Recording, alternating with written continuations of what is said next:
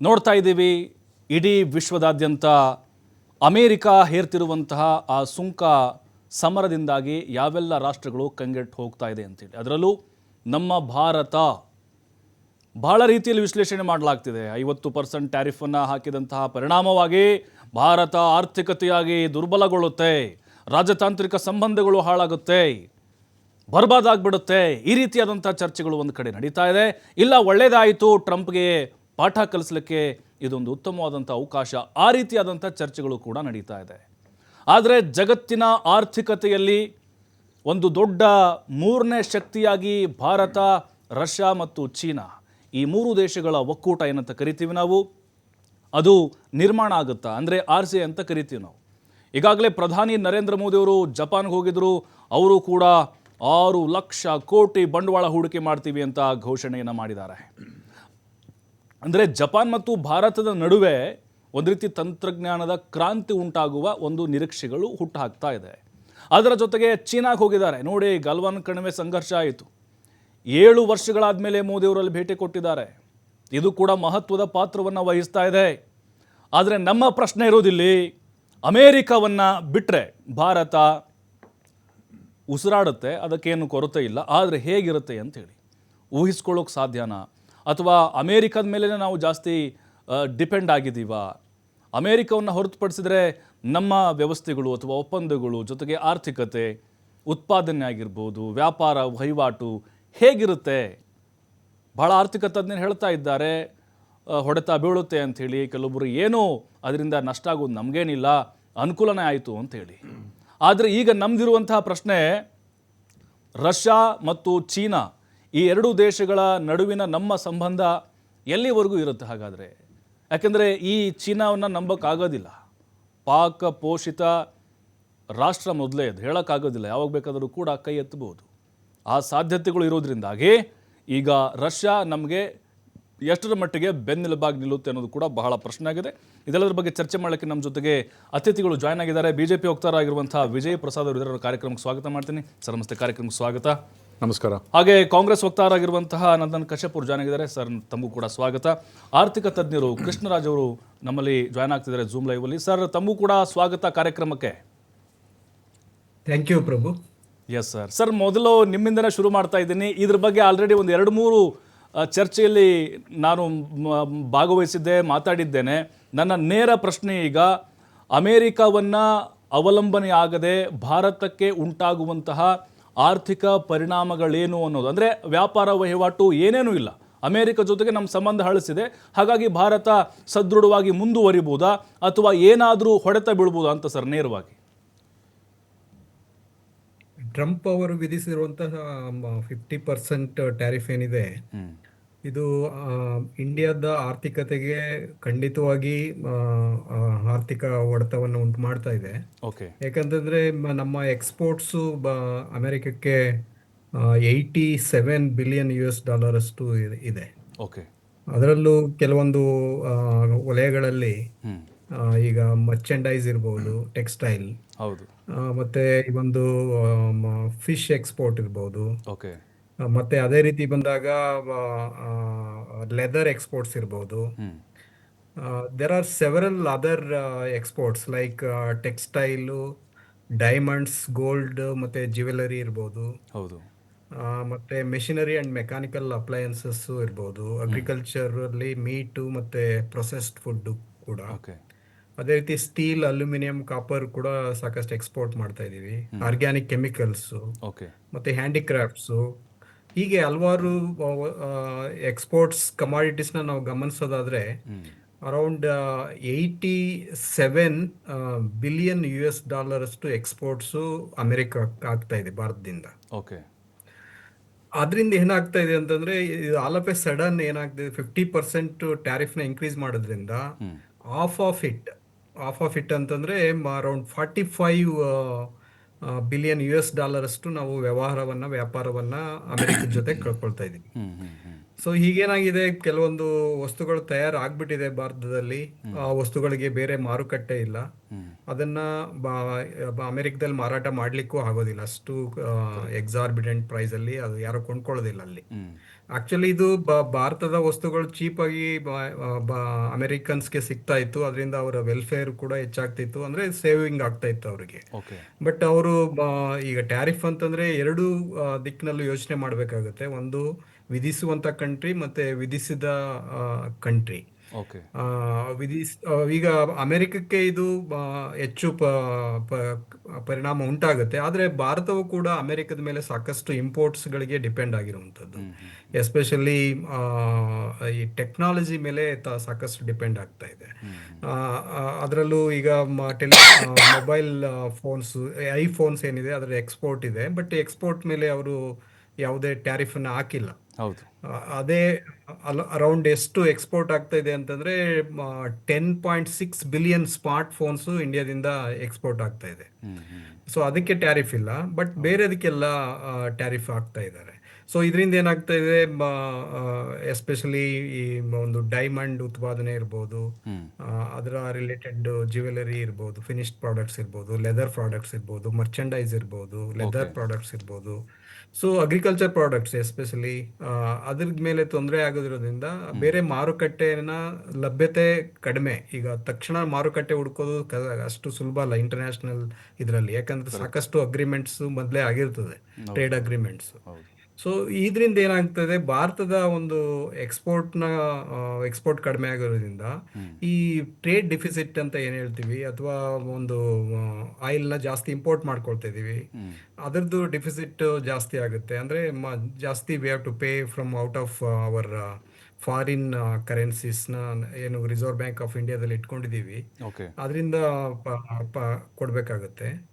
ನಂತರ ಉದ್ಯೋಗ ಅವಕಾಶಗಳು ಕಡಿಮೆ ಆಗೋ ಚಾನ್ಸಸ್ ಇರ್ತದೆ, ಪ್ರೊಡಕ್ಷನ್ ಕಡಿಮೆ ಆಗುತ್ತೆ, ಉದ್ಯೋಗ ಅವಕಾಶಗಳು ಕಡಿಮೆ ಆಗುತ್ತೆ ಭಾರತದಲ್ಲಿ. ಓವರ್ ಆಲ್ GDP 1% ಕಡಿಮೆ ಆಗ್ಬೋದು ಅಂತ ಯೋಚಿಸಲಾಗಿದೆ. ಬಟ್ ಈಗ ನಿನ್ನೆ ಬಂದಂತಹ ಒಂದು GDP ಗ್ರೋತ್ ಎಸ್ಟಿಮೇಷನ್ ಏನು ತೋರಿಸುತ್ತೆ ಅಂದರೆ ಅರೌಂಡ್ 7.8% ಇದೆ. ಒಳ್ಳೆ ಗ್ರೋತ್ ಆಗ್ತಾ ಇತ್ತು, but all of A sudden it is ನಮಗೆ ಎಲ್ರಿಗೂ ಭಾರತೀಯರಿಗೆ ಇದು ಒಂದು ಶಾಕ್ ಆಗಿದೆ. ಬಟ್ ಈ ಶಾಕನ್ನು ಹೋಗ್ಲಾಡ್ಸೋಕ್ಕೋಸ್ಕರ ಸಾಕಷ್ಟು ದೇಶೀಯವಾಗಿ ಮಾನಿಟರಿ ಮತ್ತೆ ಫಿಸ್ಕಲ್ ಪಾಲಿಸಿಯಲ್ಲಿ ಬದಲಾವಣೆಗಳನ್ನ ತರಬೇಕಾಗುತ್ತೆ. ಎಸ್ಪೆಷಲಿ ಫಿಸ್ಕಲ್ ಪಾಲಿಸಿ ಅಂತಂದಾಗ ಗೌರ್ಮೆಂಟು ಈ ಪ್ರೊಡ್ಯೂಸರ್ಸ್ ಏನಿರ್ತಾರೆ, ಇಂಡಸ್ಟ್ರಿಯಲಿಸ್ಟು, ಅವ್ರಿಗೆ ಸಬ್ಸಿಡೀಸ್ಗಳನ್ನ ಕೊಡೋದ್ರ ಮೂಲಕ, ಇನ್ಪುಟ್ ಸಬ್ಸಿಡೀಸ್ನ ಕೊಡೋದ್ರ ಮೂಲಕ, ಮತ್ತೆ ಎಕ್ಸ್ಪೋರ್ಟ್ನಲ್ಲಿ ಸಬ್ಸಿಡೀಸ್ಗಳನ್ನ ಮಾಡೋದ್ರ ಮೂಲಕ ಅವರ ಬೆಲೆಗಳನ್ನ ಗೌರ್ಮೆಂಟ್ ಹೊರಬೇಕಾಗುತ್ತೆ, ಅವರ ಒಂದು ಬರ್ಡನ್ ಅನ್ನ ಗೌರ್ಮೆಂಟ್ ಹೊರಬೇಕಾಗುತ್ತೆ. ಖಂಡಿತ ಸರ್, ಮತ್ತೆ ಬರ್ತೀನಿ ಸರ್, ಚರ್ಚೆ ನಿಮ್ಮ ಹತ್ರ ಮುಂದುವರಿಸ್ತೇನೆ ನಾನು. ವಿಜಯ ಭಾಸ್ಕರ್ ಸರ್, ಈಗ ಜಾಗತಿಕ ಮಟ್ಟದಲ್ಲೂ ಕೂಡ ರಾಜಕೀಯವಾಗಿ ಭಾರತಕ್ಕೆ ಇದು ಹೊಡೆತ ಕೊಡುತ್ತೆ ಅನ್ನುವಂತಹ ವಿಶ್ಲೇಷಣೆಗಳು ಆಗ್ತಾ ಇದೆ. ಅಂದರೆ ಅಮೇರಿಕದೊಂದಿಗೆ ನಾವು ಸಂಬಂಧವನ್ನು ಈಗ ಏನು ಕಳೆದುಕೊಂಡಿದ್ದೇವೆಲ್ಲ, ಹಾಗಾಗಿ ಇದು ಎಫೆಕ್ಟ್ ಆಗುತ್ತೆ ಅಂತೇಳಿ. ನೋಡಿ, ಒಂದಾನೊಂದು ಕಾಲದಲ್ಲಿ ಅಮೇರಿಕನ ಬಿಗ್ ಡ್ಯಾಡಿ ಅಂತ ಕರೀತಾಯಿದ್ರು, ದೊಡ್ಡಪ್ಪ ಅಂತ ಕರೀತಾಯಿದ್ರು. ಬಟ್ ಆ ದೊಡ್ಡಪ್ಪ ಅನ್ನೋ ಸ್ಥಾನ ಕಳ್ಕೊಂಡ್ಬಿಟ್ಟಿದೆ ಇವತ್ತು. ದೊಡ್ಡಪ್ಪ ಅಂತ ಯಾರನ್ನೂ ಕರೀತಾ ಇಲ್ಲ. ನೀವು ಇವತ್ತು ಜಾಗತಿಕ ರಾಜಕೀಯದಲ್ಲಿ, ಜಿಯೋ ಪಾಲಿಟಿಕ್ಸಲ್ಲಿ ಅಥವಾ ಎಕನಾಮಿಕ್ಸಲ್ಲಿ ಯಾವುದನ್ನು ನೋಡ್ತು ಅಂತಂದರೆ, ಇವತ್ತು ಅಮೇರಿಕನ್ ಯಾರು ಬಿಗ್ ಡ್ಯಾಡಿ ಅಂತ ಕರೀತಾ ಇಲ್ಲ. ಓಕೆನಾ? ಅದರದ್ದು ಸ್ಥಾನ ಕಳ್ಕೊಂಬಿಟ್ಟಿದೆ ಅವತ್ತು. ಅದರದ್ದು ಡಾಲರ್ ವ್ಯಾಲ್ಯೂ ಆಗಿರ್ಬೋದು, ಡಾಲರ್ ಇಂಪ್ಯಾಕ್ಟ್ ಆಗಿರ್ಬೋದು, ಯಾವುದೋ ಟ್ರೇಡ್ ಆಗಿರ್ಬೋದು, ಇವತ್ತು ನಾವು ನೋಡ್ತಾ ಇದ್ದೀವಿ. ಇವತ್ತು ನಾವು ಆ ಟ್ರೇಡ್ ವಾರಲ್ಲಿ ಅಮೇರಿಕಾನ ಎಲ್ಲ ಜಾಗತಿಕ ಬಲಾಢ್ಯ ದೇಶಗಳು ಇನ್ಕ್ಲೂಡಿಂಗ್ ಭಾರತ, ನಮ್ಮ ಭಾರತ ಸೇರಿ ಅಮೇರಿಕಾನ ತುಳು ಹಾಕೋ ಚಾನ್ಸಸ್ ಜಾಸ್ತಿ ಇದೆ ಇವಾಗ. ಆಯಿತಾ? ಟ್ರೇಡ್ ವಾರ್ ಆಗಿರ್ಬೋದು. ಈ ಟ್ರೇಡ್ ವಾರಲ್ಲಿ ಅಮೇರಿಕಾ ತಾನಾಗೇ ಐಸೋಲೇಟ್ ಆಗಿಬಿಟ್ಟಿದೆ. ತಾನೇ ಎಲ್ಲ ಮೊದಲೆಲ್ಲ ಯಾರನ್ನ ಮಿತ್ರ ರಾಷ್ಟ್ರಗಳು ಅಂದ್ಕೊಂಡು ಬರ್ತಾ ಇತ್ತೋ, ಇವತ್ತು ಎಲ್ಲನೂ ಅದನ್ನು ತಿರಸ್ಕಾರ ಮಾಡಿ ಇವತ್ತು ಐಸೋಲೇಟ್ ಆಗಿಬಿಟ್ಟಿದೆ ಇವತ್ತು ಅಮೇರಿಕಾ. ಅದು ಒಂದು ಅದ್ರ ಜೊತೆಗೇ ಒಂದು ಮುಖ್ಯಾಂಶ ನಾವು ಏನು ನೋಡಬೇಕು ಅಂತಂದರೆ, ನಮ್ಮ ಹೆಮ್ಮೆಯ ಪ್ರಧಾನಿ ನರೇಂದ್ರ ಮೋದಿ ಅವರು 15 ಆಗಸ್ಟ್ 2025 ರೆಡ್ ಫೋರ್ಟಲ್ಲಿ, ಕೆಂಪುಕೋಟೆ ಇದರಲ್ಲಿ ಏನು ಭಾಷಣ ಮಾಡ್ತಾರೆ, ದೇಶ ಮೊದಲು, ನಮ್ಮ ರೈತರ ಮೊದಲು, ಮೀನುಗಾರರ ಮೊದಲು, ಹೈನುಗಾರರ ಮೊದಲು, ನನಗೆ ದೇಶ ಮುಖ್ಯ, ನಮ್ಮ ಇಲ್ಲಿ ಏನೇನು ಬೆಳೀತಾರೋ ಅವ್ರು ಮುಖ್ಯ ಆಗುತ್ತೆ, ಅಮೇರಿಕಾ ಮುಖ್ಯ ಅಲ್ಲ ನನಗೆ. ನಾನು ಇವರ ಹಿತರಕ್ಷಣೆ ಕಾಪಾಡಬೇಕು. ಸೊ ಇದನ್ನು ಆವತ್ತಿನ ದಿವಸ ಒಂದು ಬರೀ ಭಾರತಕ್ಕಷ್ಟೇ ಅಲ್ಲ, ಇಡೀ ದೇಶಾದ್ಯಂತ ಒಂದು ಸಂದೇಶ ಕಳಿಸಿದ್ದಾರೆ ಇವತ್ತು. ಅಲ್ಲ, ತಮ್ಮ ಸ್ವಪ್ರತಿಷ್ಠೆಗೋಸ್ಕರ ಇದು ಸ್ವಪ್ರತಿಷ್ಠೆ ಪ್ರಶ್ನೆ ಅಲ್ಲ, ಇದು ಸ್ವಪ್ರತಿಷ್ಠೆ ಪ್ರಶ್ನೆ ಅಲ್ಲ, ಇದು ಒಂದು ದೇಶದ ಹೆಮ್ಮೆಯ ಪರಿಸ್ಥಿತಿ. ಅವರು ಪ್ರಧಾನಿಯಾಗಿ ಅವ್ರನ್ನ ದೇಶನ ಕಾಪಾಡೋ ಹೆಜ್ಜೆಯಲ್ಲಿ ಅವರು ಆ ಥರ ಇದನ್ನು ಕೊಟ್ಟಿದ್ದಾರೆ. ಇದರಲ್ಲಿ ಯಾವುದೋ ಪ್ರತಿಷ್ಠೆ ಅನ್ನೋದು ಬರೋದೇ ಇಲ್ಲ ಇದರಲ್ಲಿ, ಆಯಿತಾ. ನಾವು ಹಿಂದೆ ನೋಡ್ತಾ ಇದ್ದೀವಿ ಜಿ ಹುಜೂರ್ ಅಂತ ಎಲ್ಲ ಇದರಲ್ಲಿ BJP ಸರ್ಕಾರ ಬರೋಕ್ಕಿಂತ ಮುಂಚೆ ಜಿ ಹುಜೂರ್ ಅಂತ ಬಕ್ಕೊಂಡು ಹೋಗ್ತಾ ಇದ್ರಲ್ಲ ಅಮೆರಿಕ ಅಂದ ತಕ್ಷಣ. ಇವತ್ತು ಆ ಥರ ಎಲ್ಲ ಆಗಿಲ್ಲ ಇದು. ಸೊ ಇವತ್ತು ಏನಾಗಿದೆ, ಆ ಸಂದೇಶ ಕಳಿಸಿದಾರಲ್ಲ, ಇದು ಎಲ್ಲ ಇದಕ್ಕೂ ಅನ್ವಯಿಸುತ್ತೆ. ನೋಡಿ, ಮೊದಲು ಬರೀ ಬ್ರಿಕ್ಸ್ ರಾಜ್ಯ ಅಂತಿತ್ತು. ಬ್ರಿಕ್ಸ್ ಇದರಲ್ಲಿ ಯಾರಿದ್ರು? Brazil, Russia, India, China, South Africa ಇದ್ರು. ಹೌದು. ಇದರದ್ದು GDP ವರ್ಸಸ್ ಅಮೆರಿಕನ್ GDP ನೋಡಿದುವಾಗ ಕೇವಲ 1-2 ಟ್ರಿಲಿಯನ್ನಲ್ಲಿ ಡಿಫ್ರೆನ್ಸಲ್ಲಿತ್ತು. ಇವತ್ತು ನಮ್ಮ ಜೊತೆಗೆ ಯಾರು ಸೇರ್ಕೊಂಡಿದ್ದಾರೆ ಗೊತ್ತಾ? ಅದ್ರ ಜೊತೆಗೇ ಇಥಿಯೋಪಿಯಾ, ಯುನೈಟೆಡ್ ಅರಬ್ ಎಮಿರೇಟ್ಸು ಅಂಥವ್ರು ಎಲ್ಲರೂ ಲೈಕ್ ಮೈಂಡೆಡ್ ಕಂಟ್ರೀಸ್ ಎಲ್ಲರೂ ಇವತ್ತು ಬ್ರಿಕ್ಸ್ ಜೊತೆಗೆ ಬಂದು ಸೇರ್ಕೋತಾ ಇದ್ದಾರೆ. ಸೊ ಇವರೆಲ್ಲ ಒಟ್ಟಿಗೆ ಬಂದು ಐಸೋಲೇಟ್ ಆಗಿರೋದು ಯಾರು? ಅಮೇರಿಕಾ.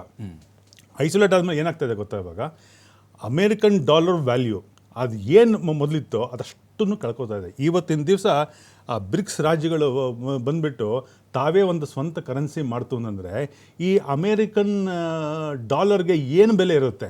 ಬ್ರಿಕ್ಸ್ ದೇಶದ ಬೆಲೆ ಹೆಂಗೆ ಮೇಲೆ ಹೋಗ್ತಾ ಇರುತ್ತೆ, ಅಮೇರಿಕನ್ ಬೆಲೆ ಈ ಥರ ಕಡಿಮೆ ಆಗ್ತಾ ಇರುತ್ತೆ. ನಾವು ಅಮೇರಿಕನ್ ಮೇಲೆ ಇವಾಗ ನೋಡಿದ್ದೀವಿ. ನಾವು ಆ್ಯಸ್ ಎ ಭಾರತ ನಮ್ಮದು ಸಿವಿಲೈಸೇಷನ್ ನೋಡ್ತು ಅಂತಂದರೆ ನಾವು ಈ ಟ್ರೇಡ್ ಅನ್ನೋದು ಮುಂಚೆನೇ ಅಮೇರಿಕಾ ಹುಟ್ಟೋಕ್ಕಿಂತ ಮುಂಚೆನೇ ನಾವು ಟ್ರೇಡ್ ಮಾಡ್ಕೊಂಡು ಬರ್ತಾ ಇದ್ದೀವಿ ನಾವು. ಕರೆಕ್ಟ್, ಆಯಿತಾ. ಯಾವುದೇ ಮೆಸೊಪೊಟೋಮಿಯಾ ಟೈಮಿಂದನೂ ನಾವು ಮಾಡ್ಕೊಂಡು ಬರ್ತಾ ಇದ್ದೀವಿ.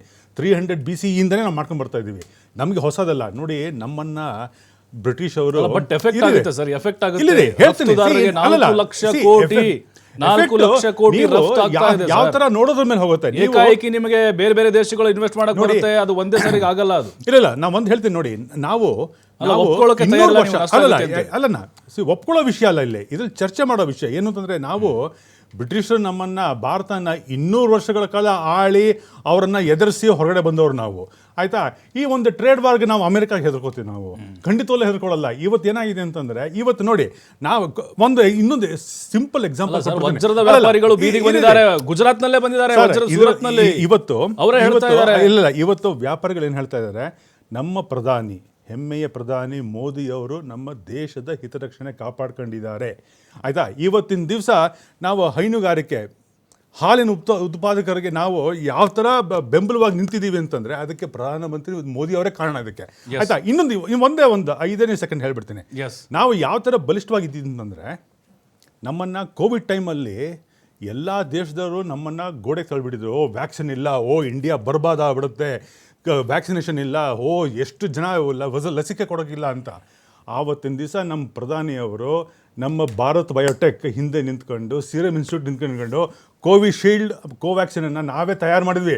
ತಯಾರಿ ಮಾಡಿ 2.2 ದಶಕೋಟಿ ಇದನ್ನು ಡೋಸೇಜ್ ಕೊಟ್ಟು ಬೇರೆ 180 ಕಂಟ್ರಿಗೆ ನಾವು ರಫ್ತು ಮಾಡಿದ್ವಿ.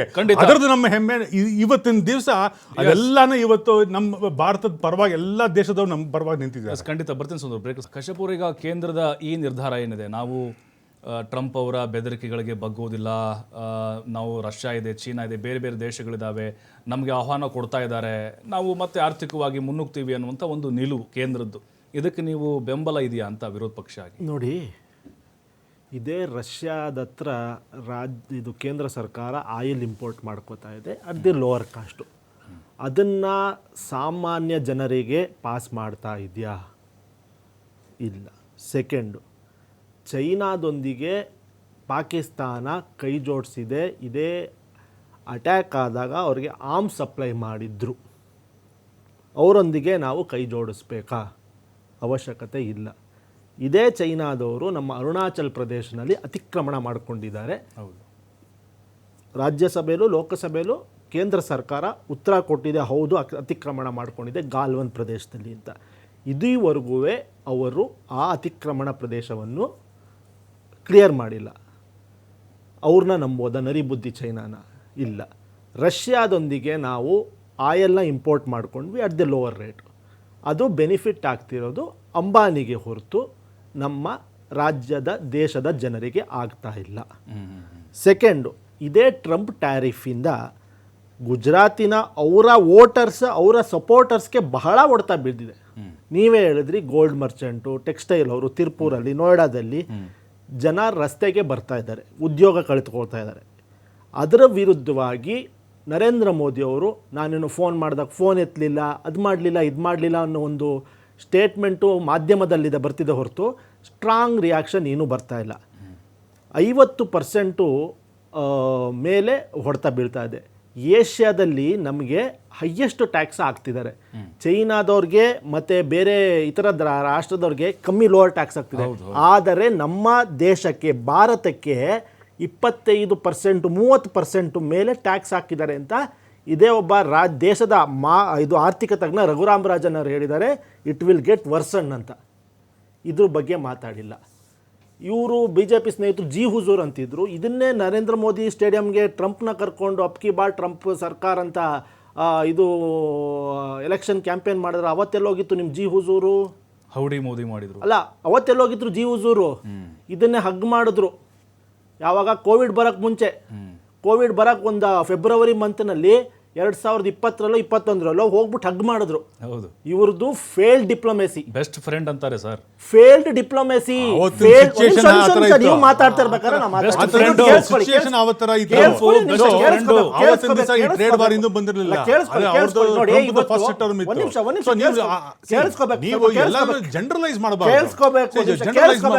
ನೀವು ಮಾತಾಡ್ತಾ ಸಲಹೆ ಕೊಡ್ತಾರೆ. ನಿಮ್ ಪ್ರಕಾರ ಹಾಗಾದ್ರೆ ನಿಮ್ ಪ್ರಕಾರ ಏನ್ ಮಾಡ್ಬೋದು? ನಿಮ್ ಪ್ರಕಾರ ಈಗ ನಿಮ್ ಪ್ರಕಾರ ಭಾರತ ಏನ್ ಮಾಡ್ಬೇಕಾಗಾದ್ರೆ ಅಂದ್ರೆ ಗುಲಾಮರಾಗಿ ಬದುಕಬೇಕಾದ್ರೆ ಅಮೆರಿಕಾಗೆ ನೋಡಿ ದಿಟ್ಟ ನಿರ್ಧಾರವನ್ನು ತಗೋಬೇಕು. ಅವರ ಹಾಕಿರುವ ಇದು ಸುಂಕವನ್ನು ನಾವು ಮಾಡಕ್ಕಾಗಲ್ಲ, ನೆಗೋಷಿಯೇಟ್ ಮಾಡಿ ಕಮ್ಮಿ ಮಾಡಬೇಕು. ಬೇರೆ ದೇಶಗಳು ಮಾಡ್ತೀರಾ ಆ ಥರ ಮಾಡಬೇಕು. ಇವರು ಮಾಡ್ತಾ ಇಲ್ಲ. ಏನಕ್ಕೆ ಅಂದ್ರೆ ಬಾಟಮ್ ಲೈನ್ ಏನಕ್ಕೆ ಹೇಳಿ, ಅದಾನಿ ಕೇಸು ಅಮೆರಿಕಾದ ಕಟ್ಟುಕತೆ ಇದೆ. ಅವರ ಡಿಯರ್ ಫ್ರೆಂಡ್ ನರೇಂದ್ರ ಮೋದಿ ಅವರ ಡಿಯರ್ ಫ್ರೆಂಡ್ ಕೇಸು ಅಮೆರಿಕಾದಲ್ಲಿದೆ. ಅದಕ್ಕೆ ಟ್ರಂಪ್ ಮುಂದೆ ಇದೇ ನರೇಂದ್ರ ಮೋದಿ ಹೆದರಿ ಮುಂದೆ ಮಂಡಿ ಊರಿ ಕೂತಿದ್ದಾರೆ. ನರೇಂದ್ರ ಮೋದಿ ಅವರು ಟ್ರಂಪ್ಗೆ ಮಂಡಿ ಊರಿ ಕೂತಿದ್ದಾರೆ. ಸ್ಫೋಟಕ ರಹಸ್ಯ ಅದು. ಯಾಕಂದ್ರೆ ಅದಾನಿ ಅವರು ಅಲ್ಲಿ ಬಂದಿರುವ ಮಾಹಿತಿ ಪ್ರಕಾರ ಬಹುದೊಡ್ಡ ಹಗರಣ ಮಾಡಿದ್ದಾರೆ. ನನ್ನ ಮಾತಿಗೆ ಏನಾರ ವಿರುದ್ಧವಾಗಿ ಹೋದ್ರೆ ನಿನ್ನ ಆಪ್ತಗಳ ಏನನ್ನ ಒಳಕ್ಕೆ ಹಾಕ್ತೀವಿ ಅಂತ ಮಾಹಿತಿ ಇದೆ. ನೋಡಿ, ಇದು ಕಟು ಸತ್ಯ. ಅದು ನರೇಂದ್ರ ಮೋದಿ ಅವರ ವಿರುದ್ಧವಾಗಿ ನೋಡಿ, ನರೇಂದ್ರ ಮೋದಿ ಅವರು ಟ್ರಂಪ್ ವಿರುದ್ಧವಾಗಿ ಇಲ್ಲಿವರೆಗೂ ಒಂದು ಸ್ಟೇಟ್ಮೆಂಟ್ ಕೊಟ್ಟಿದ್ದಾರೆ ಇಲ್ಲ. ಏನಕ್ಕೆ ಅಂದ್ರೆ bottom line they are scared of Trump. ಯಾಕೆಂದ್ರೆ ಅವರು ಅದಾನಿ ಎಂಬ ಒಂದು ಅದಾನಿ ಎಂಬ ಒಂದು ಕೇಸ್ ಅನ್ನು ಇಟ್ಕೊಂಡು ಕೂತಿದ್ದಾರೆ. ಜಾಸ್ತಿ ಮಾತಾಡಿದ್ರೆ ನಿಮ್ಮ ಅದಾನಿನ ಒಳಕಾಗ್ತೀವಿ, ನಿಮ್ಮ ಅದಾನಿ ಒಳಕಾಗ್ತೀವಿ. ಅಜೆಂಡಾ ಅಷ್ಟೇ. ಇವ್ರದ್ದು ದುರಾದೃಷ್ಟಿ ಜಾಸ್ತಿ. ನೋಡಿ, ಸತ್ಯ ಯಾವತ್ತು ಬಿಜೆಪಿ ಅವರಿಗೆ ಕಹಿ. ಯಾವತ್ತು ಇಲ್ಲಿವರೆಗೂ ನರೇಂದ್ರ ಮೋದಿ ಅವರು ಒಂದು 4 ಫೋನ್ ಮಾಡಿದ್ರು ಎತ್ತಿಲ್ಲ ಅನ್ನೋದು ಬಿಟ್ಬಿಟ್ರೆ ಇಲ್ಲಿವರೆಗೂ ಅದರ ಒಂದು ಸ್ಟೇಟ್ಮೆಂಟ್ ಕೊಟ್ಟಿದ್ದಾರೆ ಇಲ್ಲ. ನರೇಂದ್ರ ಮೋದಿ ಅವರು ಅದಾನಿ ನರೇಂದ್ರ ಮೋದಿ ಅವರ ಮಂಡಿ ಊರಿ, ನರೇಂದ್ರ ಮೋದಿ ಅವರು ಟ್ರಂಪ್ ಮುಂದೆ ಮಂಡಿ ಊರಿ ಕೂತಿದ್ದಾರೆ. ನರೇಂದ್ರ ಮೋದಿ ಅವರು ಅದೇ ಕಾರಣ ನರೇಂದ್ರ ಮೋದಿ ಅವರು ಟ್ರಂಪ್ ಮುಂದೆ ಮಂಡಿ ಊರಿ ಕೂತಿದ್ದಾರೆ. ಟ್ರಂಪ್ ಹೇಳಿದಕ್ಕೆ ಬಲ್ಲೆ ಬಲ್ಲೆ ಅಂತ ಕುಣಿತಾ ಇರೋದು ನೀವುಗಳು. ಅಲ್ಲ ಸರ್, ನರೇಂದ್ರ ಮೋದಿ ಅವರು ಕೌಂಟರ್ ಕೊಡಕ್ ಆಗ್ತಾ ಇಲ್ಲ.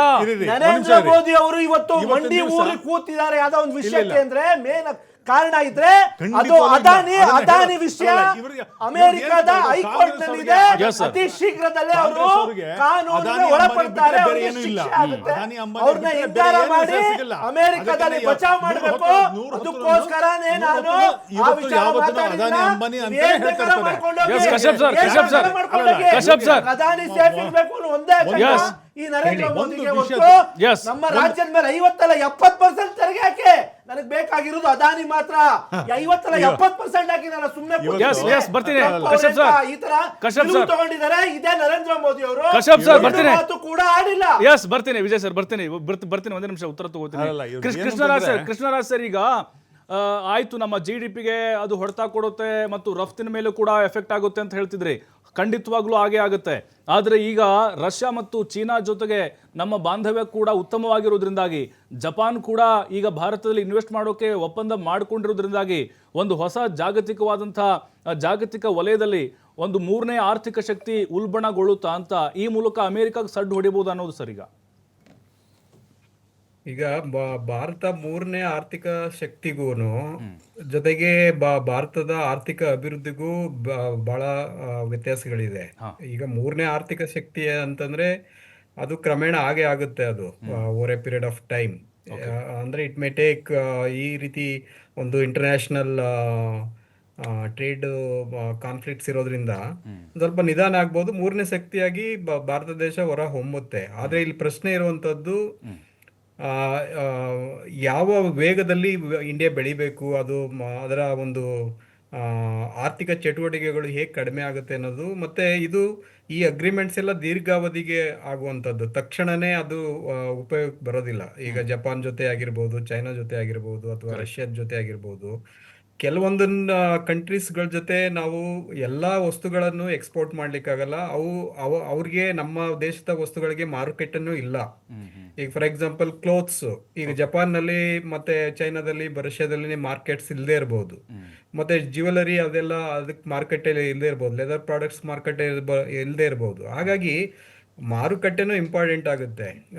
ಅಲ್ಲಿ ಕನ್ಸ್ಯೂಮರ್ಸ್ ಇರಬೇಕು, ಕನ್ಸಂಪ್ಷನ್ ಮಾಡಬೇಕು. ನಮ್ಮ ವಸ್ತುಗಳನ್ನ ಕೊಂಡ್ಕೊಂಡು ಅಲ್ಲಿ ಬೇರೆ ವಸ್ತುಗಳ ಕಂಪೇರ್ ಮಾಡಿದ್ರೆ ನಮ್ಮ ವಸ್ತುಗಳು ಚೀಪಾಗಿ ಸಿಗಬೇಕು, ಆವಾಗ ಅದು ಮಾರಾಟ ಆಗುವಂಥದ್ದು. ಇಂಪೋರ್ಟ್ ಯಾವಾಗ ಮಾಡ್ಕೊಳ್ತಾರೆ ಅಂತಂದ್ರೆ ಆ ವಸ್ತುಗಳು ಗುಣಮಟ್ಟ ಚೆನ್ನಾಗಿರಬೇಕು, ಬೆಲೆ ಕಡಿಮೆ ಇರಬೇಕು when compare to other countries commodities.